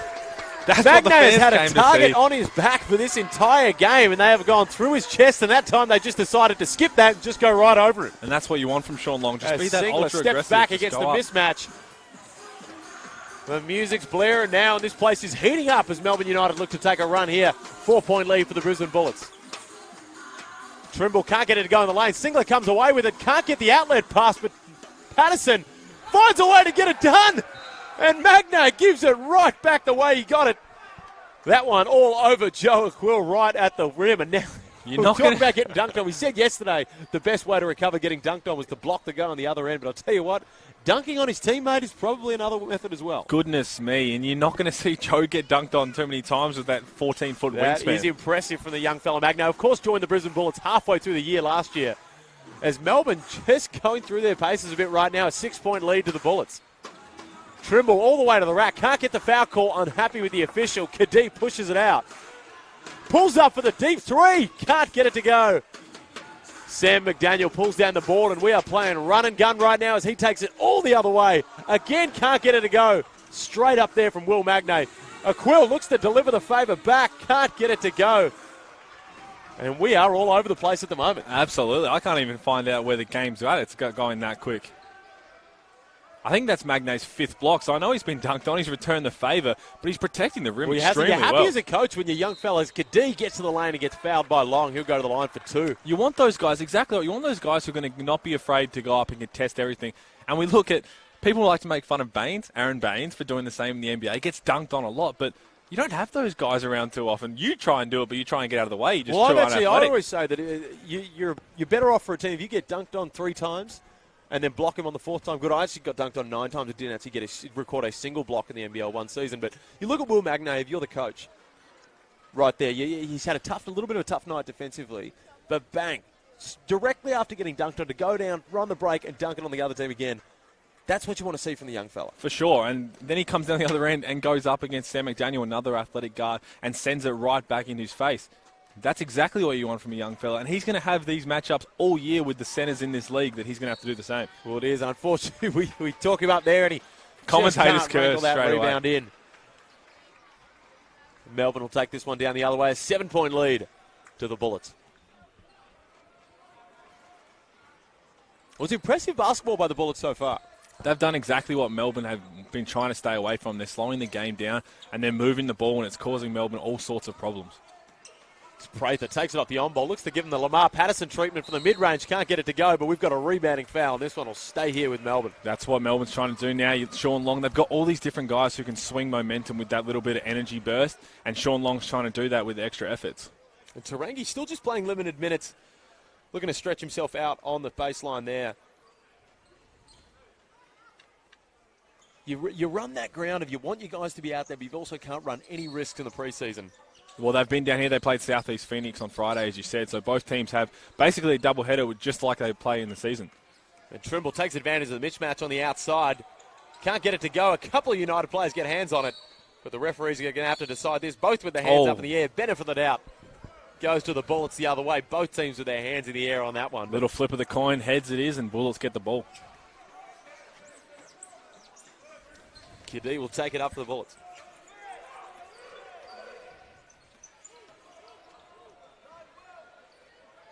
Patterson looking to take advantage of what could be deemed a mismatch, but I don't know. And Patterson is looking, We say that Casey's slimmed down, but Patterson's looking thick and he's looking strong. We've had a couple of comments that he's put on a little bit, but he's a strong cover. He's a tough cover. But we said Sam McDaniel, he's no light frame either, so that was a good little matchup right there. Well, that's the thing, and you look at certain players play certain styles. But Patterson, although he is looking a little bit bigger, he's having no trouble getting into the lane at the moment. And if someone's going to gain size, you're probably going to lose a bit of foot speed, but he doesn't appear to have lost any foot speed at the moment. No, there's similar aspects in the way he plays, very similar to Casey, and they're two completely opposite body types. Pete, I'm going to have to ask you to stop body shaming.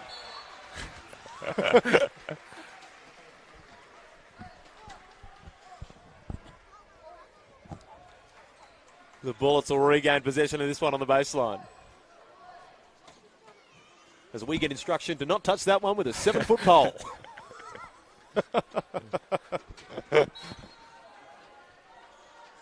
Singler.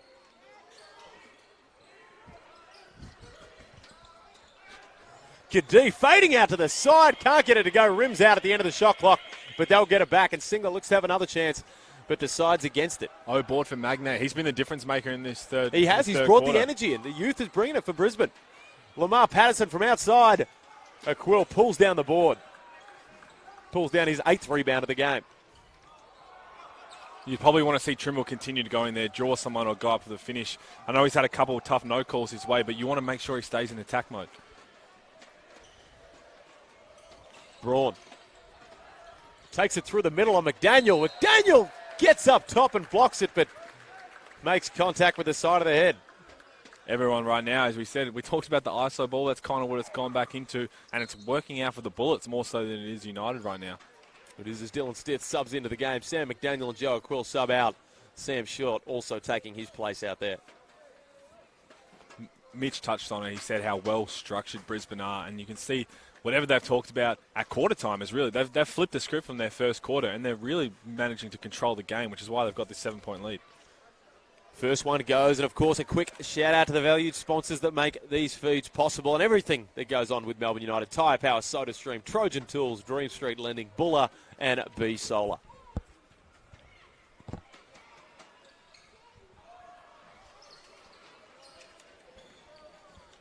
Trimble.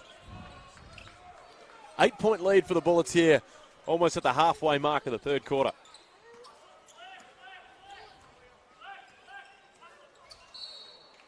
Bit ultra aggressive there. Sneaky foul there. It's a bit of a coach-killing foul there from EJ Singler.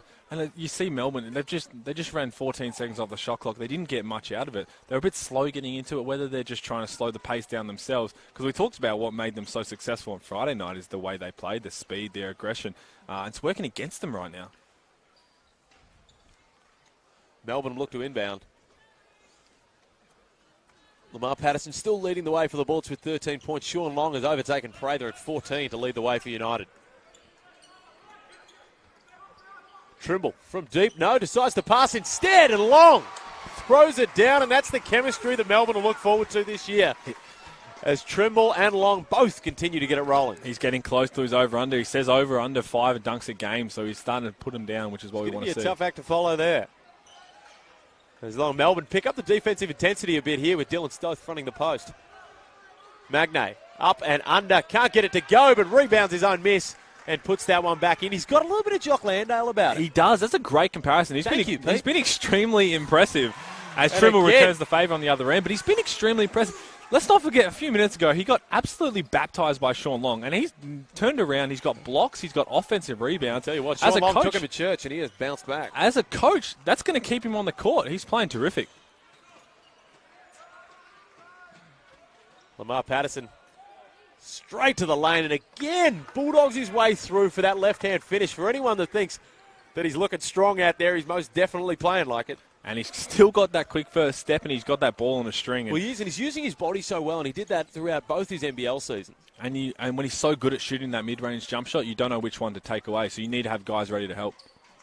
Just a miscommunication there between Prather and Trimble. Sees the ball go back to Brisbane. There's Joe Quill and Dexter Kearney will sub back into the game. Sean Long And Mello Trimble will sit down. It's an 8-point lead for Brisbane. During the regular season, you wouldn't be surprised if there's a couple of times where you think Dean Vickerman would call a timeout. But he's just going to let his players get through it because you get to go back, you get to look at this film, and no matter what happens at this game, your record's still 0-0. So what better time to let them learn? Well, as much as it's usually the team that's down that's saying scoreboard doesn't matter in a preseason game, so we're saying that one at the moment, that the score doesn't really matter that much. It's all about getting better, but you still want to build that winning culture. As Tarangi can't get it to go from the corner, Quill pulls down the board. Casey Prey, the hard in transition, decides to back it out. Finds Kernitz Drew on the wing. Prather from deep. Can't get it to go. Braun pulls down the board and looks to attack the other way. And I think this is showing exactly for United where Mitch McCarron would be ideal for them right now. Just that calming head as a point guard role, being able to come in, set everything up, and also be that leader to let them know what it takes to get back into this game. United perplexed by the foul there on Kadee. Looked to be bailed out. Looks like he got himself in a bit of trouble in a 3-on-1 situation down low, but the refs have given him the benefit of the doubt, and they'll line up from the sideline. And as I've touched on Mitch McCarron, I look down on the bench. Mello Trimble's gone right to the end of the bench, sitting right next to Mitch McCarron, who's having some words to him. And that's exactly the leadership Dean Vickerman's been looking for, and that's a great mentor to have. Here's both two ex-Taipans down there on the end of the bench. Kadee gets it to go. Third time lucky this half, and it's an 11-point lead for the Brisbane Bullets. We talked about Lamar Patterson being able to score, but he also draws that much attention, and you've got to be able to knock down those shots and make them keep passing you the ball. And United just struggling to find any real rhythm on offense right now as Kernitz Drew throws up the contested three. The prayer, it goes in. A much-needed bucket for United. Probably not the field goal attempt they wanted, but it's probably not the one you look at on tape and you say that that's what we're trying to look for. But you know what? You'll take it. You'll when you're absolutely in a rut, you take it. it. Any bucket you can get. And that's another guy. He doesn't have a contract. He's filling a role, but come in with that confidence and let the ball fly. You need those guys to help you out.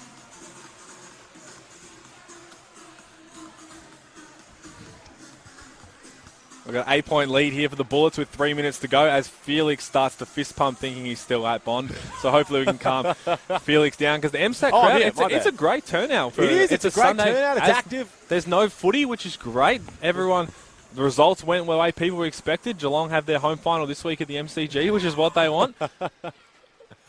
Braun lines up for two. I know. I just got a little bad look from Tommy out the corner of my eyes, an Essendon fan, which he can enjoy the couch for the rest of them, like the rest of the players as well, for the rest of the finals. Well, it's weird. You know, a lot of people had Essendon penciled in to win that game, but I don't know who you're talking about because I definitely didn't. Cam Luke, maybe. Converts on the second, and Melbourne pushing back the other way. Almost stepped over the line and did step over the line. Not the one you want when you finally just hit a must-have basket to step over the line there in Brisbane. Fresh off the free throws, we'll get this one back. I'm wondering how long Dean is going to let this go because it's been a very, very scrappy third quarter. And even though the score hasn't pushed out too much, it's in very much danger of doing so. Well, it is. And at the end of the day, no matter what, if it's a preseason game or whatever, you'll still want to win it.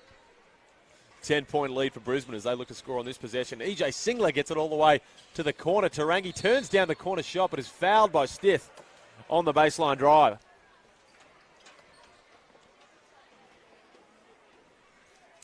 And that will put Melbourne into the bonus now. It's been a Tarangi goes to the line. Contrasting style in the coaches right now.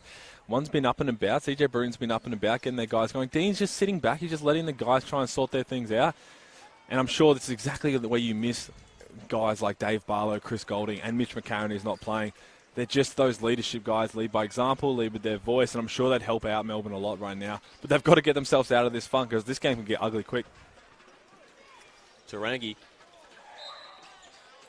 converts him, and this one's out to 12 points, the biggest lead of the game so far for the Brisbane Bullets. Cameron Goldfinch stepping into the game. Another guy who's filling in for didn't play too Brisbane. much, only 5 minutes 22 against the Southeast Melbourne Phoenix with the 1 point in that one. So Brisbane's starting to get a little deeper into the rotation. And Josh Giddey in the game as well for Melbourne as Trimble gets in the lane. Gives it to Joe Quill, who converts that one for two. That's a nice little setup there. It's and a that's nice what little Trimble get out does. of jail free card, isn't it, when you got a guy that big down there when you drive in. And Jason Kadee looks to get it right over Joe Quill and sends in the rainbow just to halt any momentum that Melbourne thought they had This one's back out to 12. And there's another guy who can just catch fire really quickly, and that's what he's doing, and that's why Brisbane are up by 12 right now. We talk about Brisbane. So we had Ruben Tarangi playing the 5 for a few minutes there, which they had a lot last year. They like to play small ball, which then puts the other team in an awkward situation. Do we match that and put 5 guards out there, or do we play a traditional centre? It's a tough cover. It's tough. You got 4. And we talk about the guys that are away on international duties. You've also got Fakona and Hodgson sitting out of this game for resting injury. We're not sure. Brisbane will keep their cards pretty close to their chest on that one, but they're not taking part in this game. So you're right, Tarangi having to jump in there at the 5 spot. Which he'll play there throughout the year at random points in time. It just switches it up. It's just a momentum killer for the other way. And then, as you said, you've got Alex Pledger, 7 foot. You've got Sean Long. You've got Joe Quill. Do you match that, or do you throw out a Casey at the 5? Well, it is. There's plenty to pick from for Dean Vickerman as Josh Giddey converts both for his first points in this ball game. Wigness looks to ISO one-on-one against Joe Quill. He did it once and he's done it again. That little left-hand finish over the big fella. He's not afraid. For a man of smaller stature, he's not afraid to get into the paint. He's been very impressive. Very impressive. And he's just playing with confidence, which is exactly what you want. Quill turns down the 3 in favour of the floater and gets it to go. I've been impressed with Joe. He didn't do that on Friday. He started selling with his 3 a bit much on Friday. And you see there, he just wastes his time. He knows he's got the advantage on putting the ball on the floor because, as we said, he's a guard in a big body. And he's just dominates when he does that. Don't discredit yourself on that one. I believe you were the first one to say that. Well, he's got 16 points now, and I'll take that throughout the year. So if anyone else uses that, I've trademarked that, and I'll take a latte every time I use it. Thank you. You've traded that one, and you've also got it must be the headband for Kuat Noi. That was you, as you've penciled him in for Rookie of the Year. Penciled. Now that one's in pen. That one's in pen. Well, he played terrific. Well, we talk about another guy who could potentially challenge him in Wigness. Well, if he gets the minutes, as you said, that's another spot that's going to be tough to get minutes behind. You've got Jason Kadee, you've got Nathan Sobey in that point guard role. But what I've seen today, why not throw him out there for a couple of minutes? He can easily change the game's swing, for sure. Well, he'll be an energy player for sure for them this year. Probably not the amount of minutes that you want to be able to get a Rookie of the Year award, but that's more due to the depth in that position rather than his skill level. As Mallow Trimble looks to push it out. 3-on-1 situation. He'll back that one back out and get this offense set. Long. Takes it through the chest of Tyrell Harrison. He gets the 2 there. Not much that Harrison could have done in that situation. You got to feel for Harrison on that one. I think he's just quietly counting. He's forgot how many fouls he has at this point in this game. The machine's actually broken. I think we've hit double figures, but he's still out there because it's a preseason game. It's a preseason game, and you know what? He's probably not going to be out there during the season for enough time to gather. Actually, maybe not, because he did get 5 in the first half, but he looked a bit unlucky on that one. It didn't seem much more he could do. Sean Long's a big body, and he's just decided to go through, which is great for what you want to see from Sean Long. As Melbourne starting to amp up the full court pressure here, as Brisbane stared down the barrel of a 5-second violation there. Tyrell Harrison can't get it to go. Josh Giddey got the steal, and he's whistled for the foul. And I'll tell you what, if you can hear that one through the mic, you might have heard that the crowd didn't agree with the call. We talk about unlucky ones. I reckon he was unlucky there, and perhaps the ref had a little bit of a loud exhale, and that's probably where that whistle came from. He had to call that one, but good hit little hands there, and now he's got to go and earn them.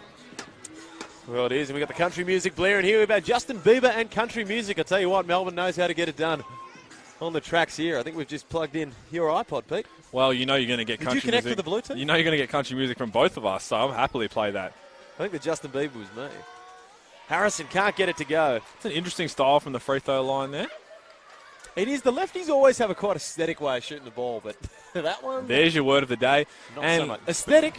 Well, speaking of... You need to start reading the dictionary, Pete, if that's word of the day. Well, there's no one better with a lefty. I used to love Michael Redd. He shot a very unique way. Red, that was he was an back in NBA bucket. Live 2005, Michael Redd for the Bucks. Won me a lot of games. Melbourne look to steady the ship a bit here. A 10-point lead with 1:12 to go in this third quarter.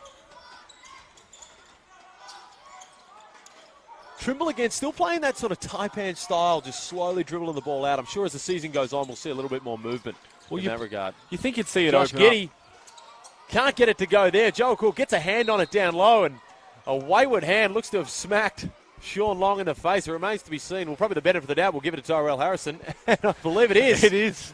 He'll pick up his 19th foul of the ball game. And once again, he's not happy with it. He shook his head, which he has done, as you said, 19 times. But he's still out there, and he's still got a quarter to go. We could be going for some sort of record here. Well, We might have to make a phone call. Get our stats people on. Can we check for the most fouls recorded in any sort of game ever? Our stats people have ducked out to enjoy league sponsor Hungry Jacks at the moment. But I'll tell you what, people used to make fun of me that I used to have more missed threes than made threes. So you never want to have more attempts than makes. We never want to have more fouls than makes. Usually it's pretty tough to have more makes than attempts, but we'll work on that one as Ruben Tarangi pushes it out for the Bullets. Wigness looks to get it going. Kadhi's hit a few from deep, so you've got to respect it as he takes it all the way on Giddy and pushes this lead out to 11 points. This isn't going to make Dean furious. They cannot keep anybody in front of them right now. They're just putting their head down. We spoke about that on Friday night as well, a couple of defensive issues. And that's exactly the one thing Dean wants. As your boy, Nigel Young can't get it to go. And again, an early three when you're looking to chip into this lead. Probably not the shot to go to. But Brisbane will look to steady this half out with 20 seconds to go and an 11-point lead. They've played terrific this quarter. They absolutely have. They've dominated both sides of the ball. And I think it's just the way they've been able to have poise with what they've done. They haven't had as many turnovers. We'll look that up at the three-quarter time as well. Well, you look at a lot of the guys on the floor right now have played together before, as again Kadhi with the swift little dish to Tyrell Harrison for the two. And the prayer from Mello Trimble can't get that one to go. And we will head into the three-quarter time break. 66-79, Brisbane Bullets leading this one. I want to touch on, you talked about Mello Trimble. He's playing a different way. Oh, you said about the Cairns way, and it's interesting to see how teams are playing him now. I don't think that's the way teams are going to cover him in their regular season. No. When you bring back these guys like Chris, Barlow, these knockdown shooters, he's not going to be able to draw as much attention. So you can see him getting very frustrated. But if he can keep that in check, he's got to know that when the regular season happens, he's going to get a lot more freedom and a lot of it more is going to open up. Well, it is. And when you look at this lineup right now, two of our major shooters, two of our best shooters in Dave Barlow and Chris Goulding are going to be out there on the floor, so it's going to open it up for that drive. And until this group is entirely together, it's going to be very hard to judge where they're at. But I'll tell you who I'm impressed by, the Brisbane Bullets right now, because they're, again, down 4 starters. And they're coming up here and they're up 13 points, if my maths is correct. I had to take a bit of a break on that one. But that 13 points on the heavy favourites to take out the league championship this year. Your basket weaving paved off in that slow math. But no, I think I'm going to have to give the credit to Will Magnay in that one. He changed that game.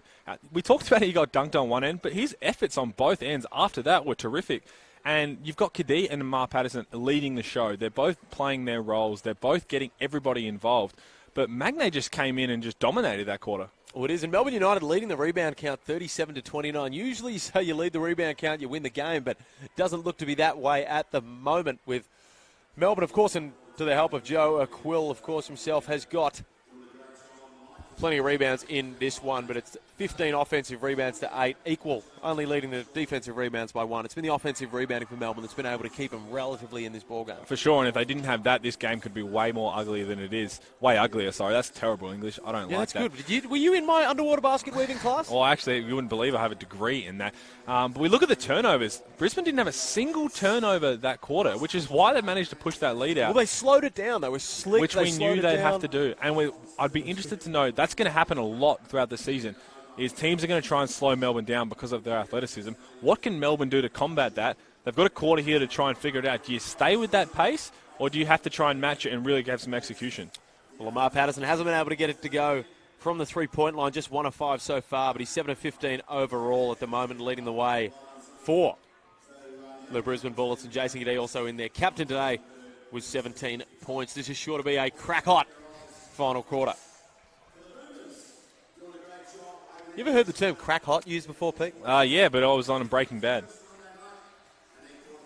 And don't forget, we love to give a shameless plug here. So don't forget to follow Melbourne United on its social media. You get to see quite a lot of my counterpart, Pete Hooley. He's going to be giving a bit of entertainment, interviewing the players and all types of behind-the-scenes action. So to stay up to date with everything Melbourne United, know your club inside and out, and be first to find out all the news you need to know. Hit us up on Facebook, Instagram, and Twitter for all that sweet, sweet content. Oh, God. Let's go. The fourth quarter is underway with Mello Trimble. Prather on the wing looks to attack. Long again looks to go to that hook shot, but Tyrell Harrison with the hands manages to somehow not commit the foul on that possession. That's probably why everyone was up cheering on that one rather than being able to get the deflection. Lamar Patterson continues, can't get that one to go. But Brisbane managed to keep hold of possession. Vickerman's he's throwing out his starting 5 here. He wants to see them get them back into this game. Looks like he's thrown out his socks as well, going with a sockless look on the sideline. Fashion accessory. That's a bold strategy. Lamar Patterson from deep. Can't get it to go, and Melbourne United started off with a solid defensive possession and a fire pass all the way down to Casey Prather, who can't get it to go on the first attempt, can't get it to go on the second, but his teammate Sean Long comes in and converts on the third. Wigness again showing that left to right crossover. Can't get the finish to go, but you see the speed on that cross. And the second effort. The corner, EJ Singler takes a baseline, dishes off to Tyrell Harrison, who can't get that one to go either.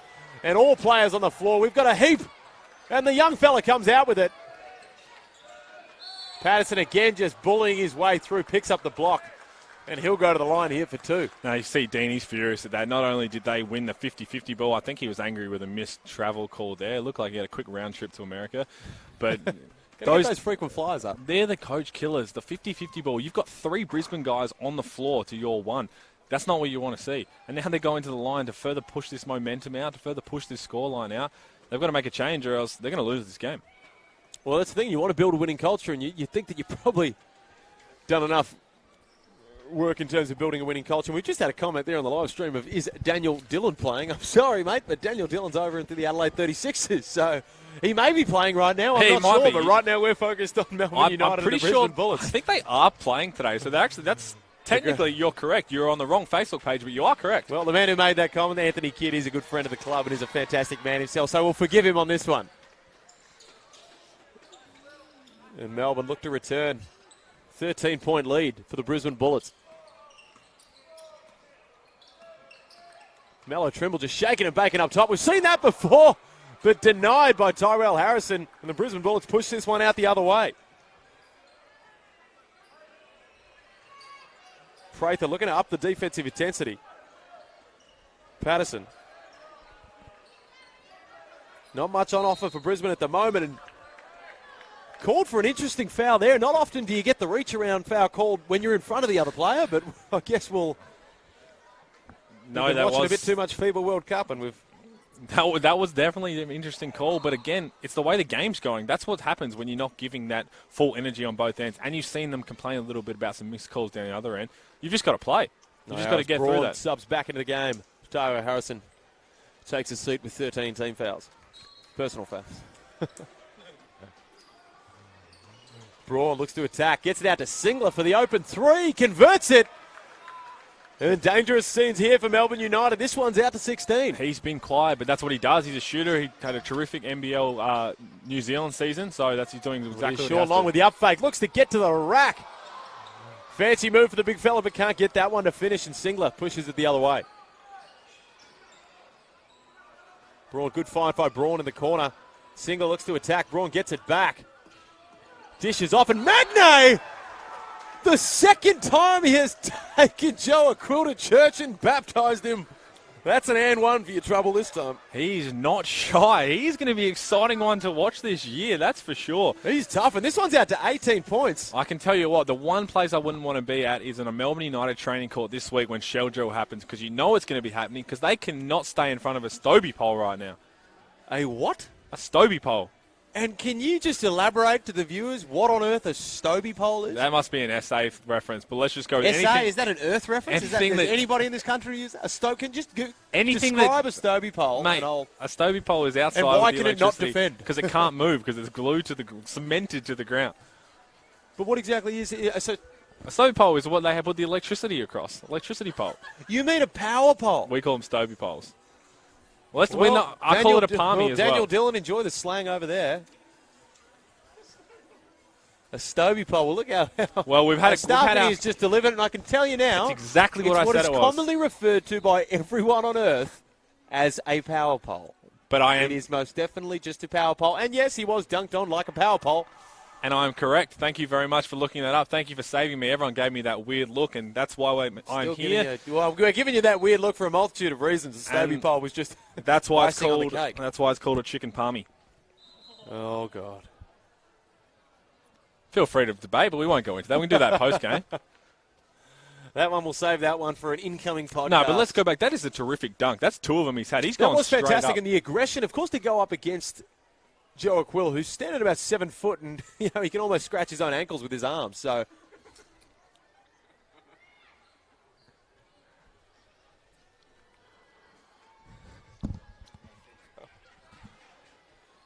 Magnay can't get it to go from the free throw line, but this one is a 18-point lead. Dangerous times for Melbourne United, 7:42 to go. And it's got to change on the defensive end. I know they're struggling to put the ball in the basket, but they just can't stay in front of anybody right now. Trimble. Long looks to have somewhat of a mismatch on the low post against Patterson. Gets it off to Prather, can't get it to go. The long arms of Patterson deflected, and Wigness goes the other way with a little dish off. Just can't wrangle it in there for Will Magnay, and I'm sure the defenders were a little nervous there if he caught the ball close to the basket again, because the last 2 times he's done it, he's popped it on someone's head. As Prather gets right down to the basket, a lot of contact there, and he's picked up the foul, and he'll go to the charity stripe for 2. Well, that previous possession, it looked like Dean had that timeout to say, let's get the ball through hands, let's start to move the ball, slow it down a little bit, but let's try and get everybody having a touch. And obviously their case is just being his aggressive self in the open floor, which is when their time to go is. I think they've struggled in the half court of putting their head down one-on-one, but in the open court, go for it.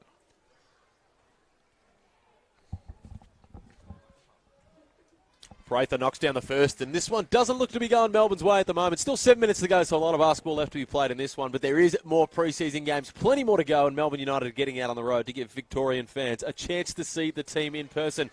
The LaMelo Ball Show is coming to Ballarat at the new Ballarat Arena.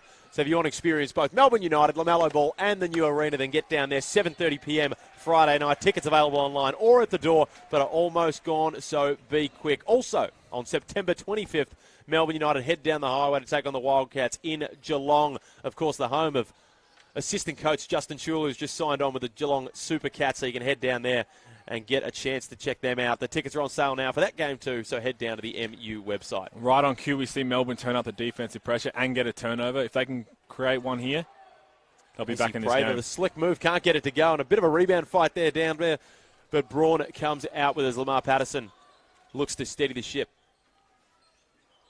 Braun gets it to go from deep, and it just keeps flowing for the Brisbane Bullets. A 19-point lead, 6:37 to go. I know we haven't said their name much in Singler and Braun, but they're going to be terrific players for Brisbane. They fill the roles that I think they need as a team. Well, they do, and it's interesting to not go in a different mould in that import, because neither of the names are huge sort of household names that we know from other leagues. As Magnay gets it down there again, unlucky not to pick up the and one on that finish, and this is at 21 points right now. The Bullets absolutely putting it on the boys from Melbourne. No, as you said, though, it is a different kind of mould to go for an import. But I think they're going Singler out of the NZ NBL, of course, had a fantastic year. They're going to fit the Brisbane mould perfectly. You bring in Sobey, you bring in Glidden, and you bring in Mika as well. They're going to have a great all-round team. They're going to be tough to score against. Prather from deep. Melbourne desperately needs it, but they won't get it on this possession. As Wigness, the smallest man on the court, comes up with the board on that one as Braun looks to go one-on-one, and he's just getting in his bag now. A step-back 3 there. Everything is going the Bullets' way. A 24-point lead from a Brisbane Bullets teams without 4 of their starters and their head coach. Of course, Melbourne United down 5 players to international duty, so both these teams are pretty wary. But as you can see, I think Dean's going to want to have a chat soon, or he's getting a few subs in, but his main thing, as he always says, is we can't score on one end, we've got to make sure that we dry it up on the other end. And they haven't done either of those two things right now. They're leaking points, and they're also really struggling to put the ball in the basket, which is obviously why there's a 24-point lead right now. Well, with 6 rostered players out in this game, as Braun takes it on the break and looks to go up with it.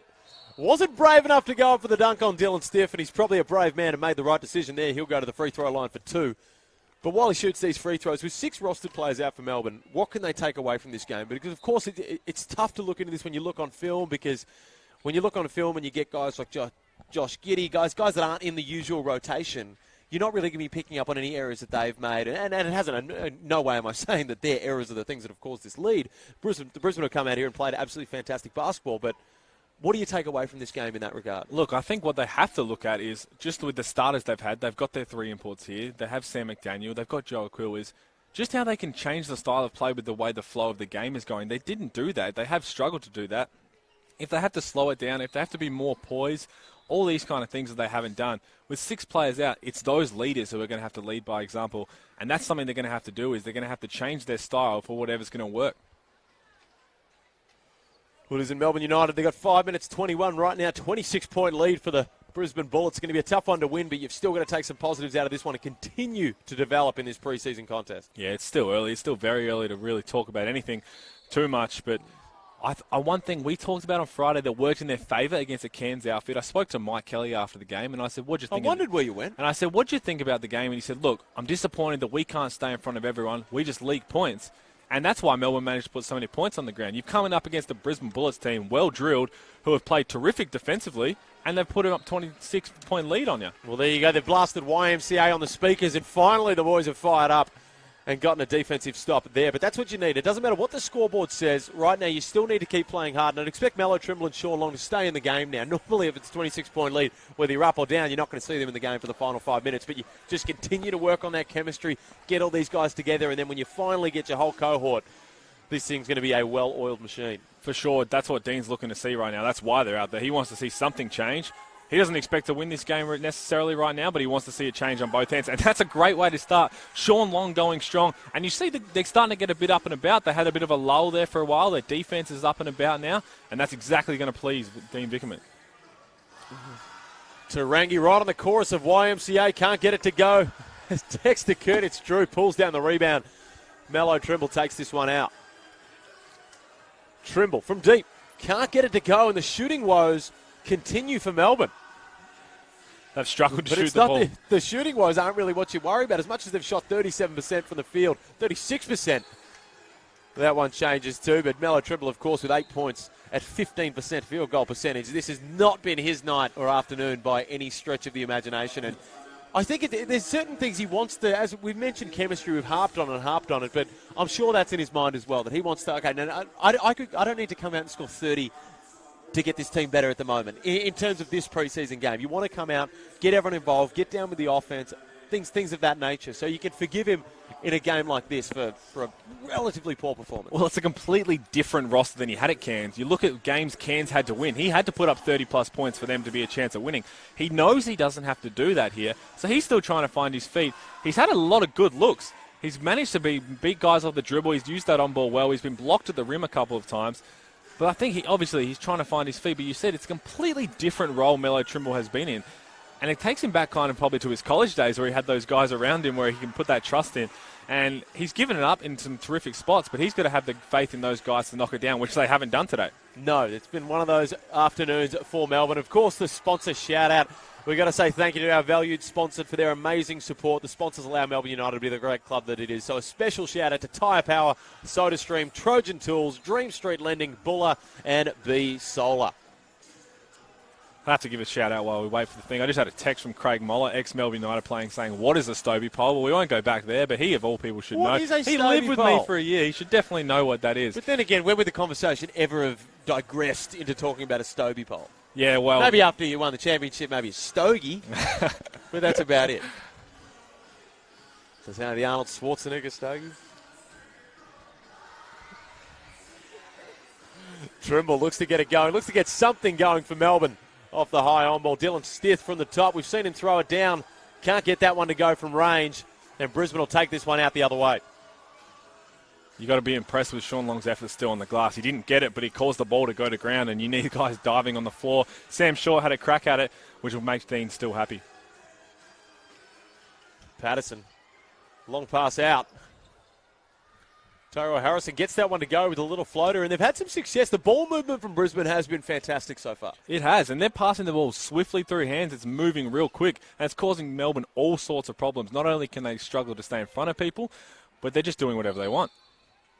And we talk about from a Mello Trimble standpoint. Sorry, Tyrell Harrison just had his 38th foul. His 38th had to give personal foul. Well, I'll tell you what. If you can win the game by this margin and have 38 personal fouls, then I'll take it every day of the week. I think CJ Bruton will as well, as he had a little CJ giggle. Bruton. Well, back in CJ that. Bruton, are these some guys that, because this is, you only get so many opportunities to head coach a team, whether it be a preseason game, whatever it is, only get so many opportunities to head coach a team. Both Sam McKinnon and CJ Bruton, guys that we're going to see at the helm of an NBL club sometime soon.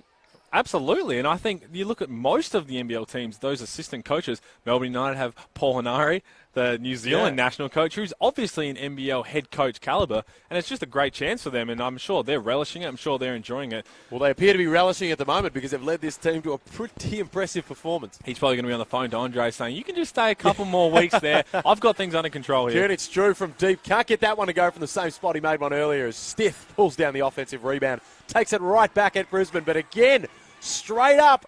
Can't get it to go. Continue to fight for it down low. And this one will come out Brisbane's way in the hands of Wigness. Some first minutes for Cal Dalton, who's come into the game with 3 minutes to go. And the first thing he does is create an extra possession, gets in there. That's exactly what you want from these young guys. Can't get the left hand to go finish. Speaking of young guys, Wigness couldn't get the left hand finish to go, but they've come up again with the offensive rebound. It's Ruben Tarangi. Wigness sizes up. Shot clock there. Need a bit more awareness on that one to know where the clock's at. But then again, comes with youth. It comes with experience. He's got plenty of time. There's 2 minutes 40 to go. I'm interested in your thoughts. Young guys for the Brisbane Bullets who have had terrific games. Tamari or Tamari, however we want to pronounce it, Wigness. And Will Magnay. Who's been most impressive for you and why? Magno. I think Magno, from the fact that early on in the game he was getting bullied down low and he just came back and he's actually had not only some great offensive possessions but some great defensive possessions as well, as Nigel Young gets that one to go in a much needed bucket in what has been a drought for Melbourne United. This one's out to 24 points. But Will Magno for sure. I think to be able to come back as a young player when you've had a tough start to the game and come back in the fashion that he has been really impressive for me. Well, that's going to make the Bullets coaches' eyes light up. Andre probably watching this film later, and he's going to love that because he's going to have to play behind Matt Hodgson. And if he can bring that throughout the regular season, Brisbane are going to be a really solid team. Well, Brisbane as well. We mentioned that little comparison. Of course, Landale, Magno's not at a Landale level yet, but there's a couple of signs that he's around that same sort of style of player. And as Wigness just gets in little there spin and works cycle. his magic, and the spin cycle gets that one to go. Might have to change who you voted for there. I'll jump on the other fans. I think Wigness has been terrific. He's been ultra aggressive, but he's been able to create for others. I think, as we know about that Rookie of the Year award, opportunity plays a massive role in it as Nigel Young continues to get it going. That's 4 points on the trot for him as he eats into this wide margin, 76 to 100. Brisbane lead as Wigness again just getting into the paint far too easy. Giddy out on the break. Decides to take it all by himself. Had Stith on the side. Brisbane closed in fairly easily. Now, I haven't seen much of Josh Giddey, but maybe I would have given that up so Dylan Stith would get hungry on the rim. But I would have given it up before I took a dribble. Maybe Josh, well, you've never actually taken a dribble in any game you've ever played, as you're just a spot-up shooter. But I'm pretty sure Josh Giddey wouldn't have got up as well as Dylan Stith on that one. Sam Shaw through the middle of the paint. Draws the foul, and he'll go to the line for two. 1:35 to go here. 76 to 100. You do the math on the lead there. Reaching foul there, which I thought was going to be on Tyrell Harrison again, but he's got away with one there, and another little cheeky smile. He knows it. I hope the scorekeepers are keeping track of this because it's probably a cool one to just hang up in the pool room, isn't it? Absolutely. I'm hoping they are too. I hope it doesn't just stop at 5. We've had talk up here that it's been stopped. Though we've been told he has 8 fouls, it's definitely incorrect. There must be I think there's a 1 put in front of that. But I'll tell you what, we have made a bit of fun about Tyrell Harrison with these fouls, but he is a quality player. And he's another guy that Brisbane are going to look to this year to provide a little bit of depth on the bench when his opportunity comes. For sure, he's another one who's been able to get elevated into the roster, and he's going to be able to do those things. You see him get a great block on one end. He's causing offensive rebounds on the other. As you see his energy and effort right there. Weakness manages to wrangle that one back in. Goes for the floater. You call that one short, it's an understatement. Can't get it to go. Dexter Kernitz-Drew looks to steady the ship here for Melbourne. Deflected out there. As you said, Keon Dennis. He's been terrific. He's managed to go up, and he hasn't been stopped. I know he's had foul trouble, but he's kept going at it, and he's kept going for the entire game, and that's exactly what you want to see. You want to see them adjust a little bit and then continue to go and give that effort. Sam Short. Gets into the paint again and gets that one to go. No need to go to the free throw line there. He'll take the 2 the easy way. And that's exactly what Melbourne should be doing all game. They know they're going to have a lot of middle on ball in their year, that's for sure. And to be able to have that success, and you see this energy is exactly what Melbourne United are going to have to play with throughout the whole season, which is going to help them a lot. Brisbane, 50 seconds to go here. 21-point lead for Brisbane. as they look to close this one out. And what's been an impressive performance, a learning experience for Melbourne, and definitely a impressive confidence boost for Brisbane.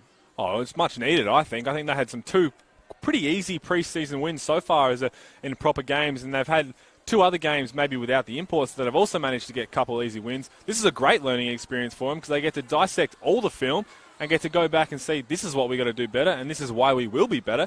I think they'll be licking their lips for Friday night's game. They will, but they will be ready to go. And I'll tell you what, it's all good and well playing against college teams, but you want to get that real-time NBL experience, a great crowd in the building here at the Melbourne Sports and Aquatic Centre. It has not been the afternoon that Melbourne United wanted, but plenty of learning and building experiences going on here this afternoon. You've seen flashes of brilliance. You've seen what they're going to be able to do. It's just about putting those pieces together for 40 minutes, which struggled to do at times last year, and that's ultimately they didn't get the chocolates in the end. Stith can't get that one to go. 10 seconds left in this one. He'll go and try to take this one into the teens. Right now, Melbourne United just shooting 37% for the game here. The Brisbane Bullets on 53%. When you're Dean Vickerman and you reassess the film of this thing, do you look to the defensive end or do you look to the offensive end? Because, of course, it hasn't been the offensive night for Melbourne. They've been quite poor, shooting 13% from three-point land, 2 for 16. Now, anytime you come up against a team who's a playoff caliber team like Brisbane is, even if they don't have their studs, but neither do Melbourne, you shoot 13% from the three-point line, you're going to have a rough night. No, it's an interesting one because you know Dean is a very defensive-minded coach, and I'm sure he's going to be really furious with that. Well, that's why we got out. Exactly. That's why we're not there anymore. But I think he's going to – those things are correctable. Those things you can go back and you can correct those because they're effort things. If you want to keep someone in front of you, they're effort things. The rest of it, I think, the offensive side of it, I don't think he'll worry too much because it's going to come. You're not going to shoot that like that again. You're not going to have those nights every night. He knows shots are going to drop. He knows guys are going to find their niche together. He knows that that'll come. But it's the defensive efforts that he'll be most disappointed about. But again, it's very simply to change. And if they can do that, they're going to win a lot of games. I'll tell you what, I don't think any of these players have been to the Village Bell on a Sunday because they're looking to delay this one even more by sending it to the free throw line with a couple of... Speaking from experience... And we'll round this one out. 4 seconds to go here. Dylan Stith decides, says, nope, I'm going to go anyway. Interesting decision there, but it's all fun and games in the preseason. And win for the Brisbane Bullets, 80-102. Impressive stuff for the Brisbane Bullets. Melbourne United, 6 rostered players not in the lineup off representing their country. Mitch McCarron, of course, not taking part. But you know what? We've spoken during the game, but there were some moments to build. There was some stuff to build on. What did you think, Pete? For sure. I mean, look at the stats. You've got Sean Long, who had 22 and 10. Joe had 16 and 10. Casey chipped in with 15. Trimble had 4 assists. They're all great stats. It's just unfortunate they couldn't string it together at the right times. The first quarter was terrific from them. They played with the pace. They played aggressive, but they played aggressive on both sides. I think they got away from them in the last few quarters, and then... Exactly. The well just dried up. They couldn't hit much, but they couldn't get a stop, and that's why they put up a 22-point lead. Well, if you want to shoot 2 from 16 from the three-point line, you probably want to do it early in the preseason. So now's not a bad time to be getting those cobwebs out. Of course, Mello Trimble, Sean Long, Casey Prather, these guys still getting in the rhythm for Melbourne, and David Barlow, Chris Goulding, Alex Pledger, Toby Smith-Milner, and Shea Illy still to come back. And if you want to see them in action when this full squad gets together, make sure you get online and get your memberships. They're on sale now, and now is the time to stand united. With the season only weeks away, memberships are selling out fast. Remember, 85% of memberships are already sold out. So there's not many to go. So if you want to make sure you get your ticket every week, then jump on the Melbourne United website to get yours. If there's only a couple of games that you want to get to, I'm not sure why you'd only want to get to a couple, but if that is what you want to do, then jump on the single game ticket sales. For every single home game, they're already on sale now, whether that's the Cup Day Eve game against the Kings, the epic Boxing Day clash, or the AO game. Make sure you jump online and get your tickets now. There's a lot of action going on this year, but you can get them at Ticketek already. Yeah, not going to want to miss many games. So I've heard there's a lot of surprises in store. For the last 2 years, the entertainment value has just gone up and up, and I've heard there's a lot of little whispers about what's going to be there. And there's a whole bunch of whispers, and I'm still yet to have heard these whispers. Well, and I'm not going to give anything away. And I'm not on the inner sanctum of Melbourne United, of course, like you are, Pete. I'm not going to give anything away because you've got to be there to experience it, but it's a one-of-a-kind event. It's so entertaining, and you're going to see one of the title favourites go up every single night and put on a good show. So you're not only going to get entertaining outside of the court, but you're going to watch an amazing game of basketball. Well, so you're saying there's a few surprises in there. On a couple of games, you're going to have certain game day surprises. Is that what you're trying to hint at me? Yeah, absolutely. So if you're a gambling man, then you can probably jump on the 5-game memberships and hope that it's one of those. Because don't forget that if you can't make it to all the games and there's 5 that you want to get on and you want to make a sale and not buy those ones individually, then jump on the 5-game membership. You can choose 5 games of your choice, fully flexible. Jump on the Melbourne United website to grab those too.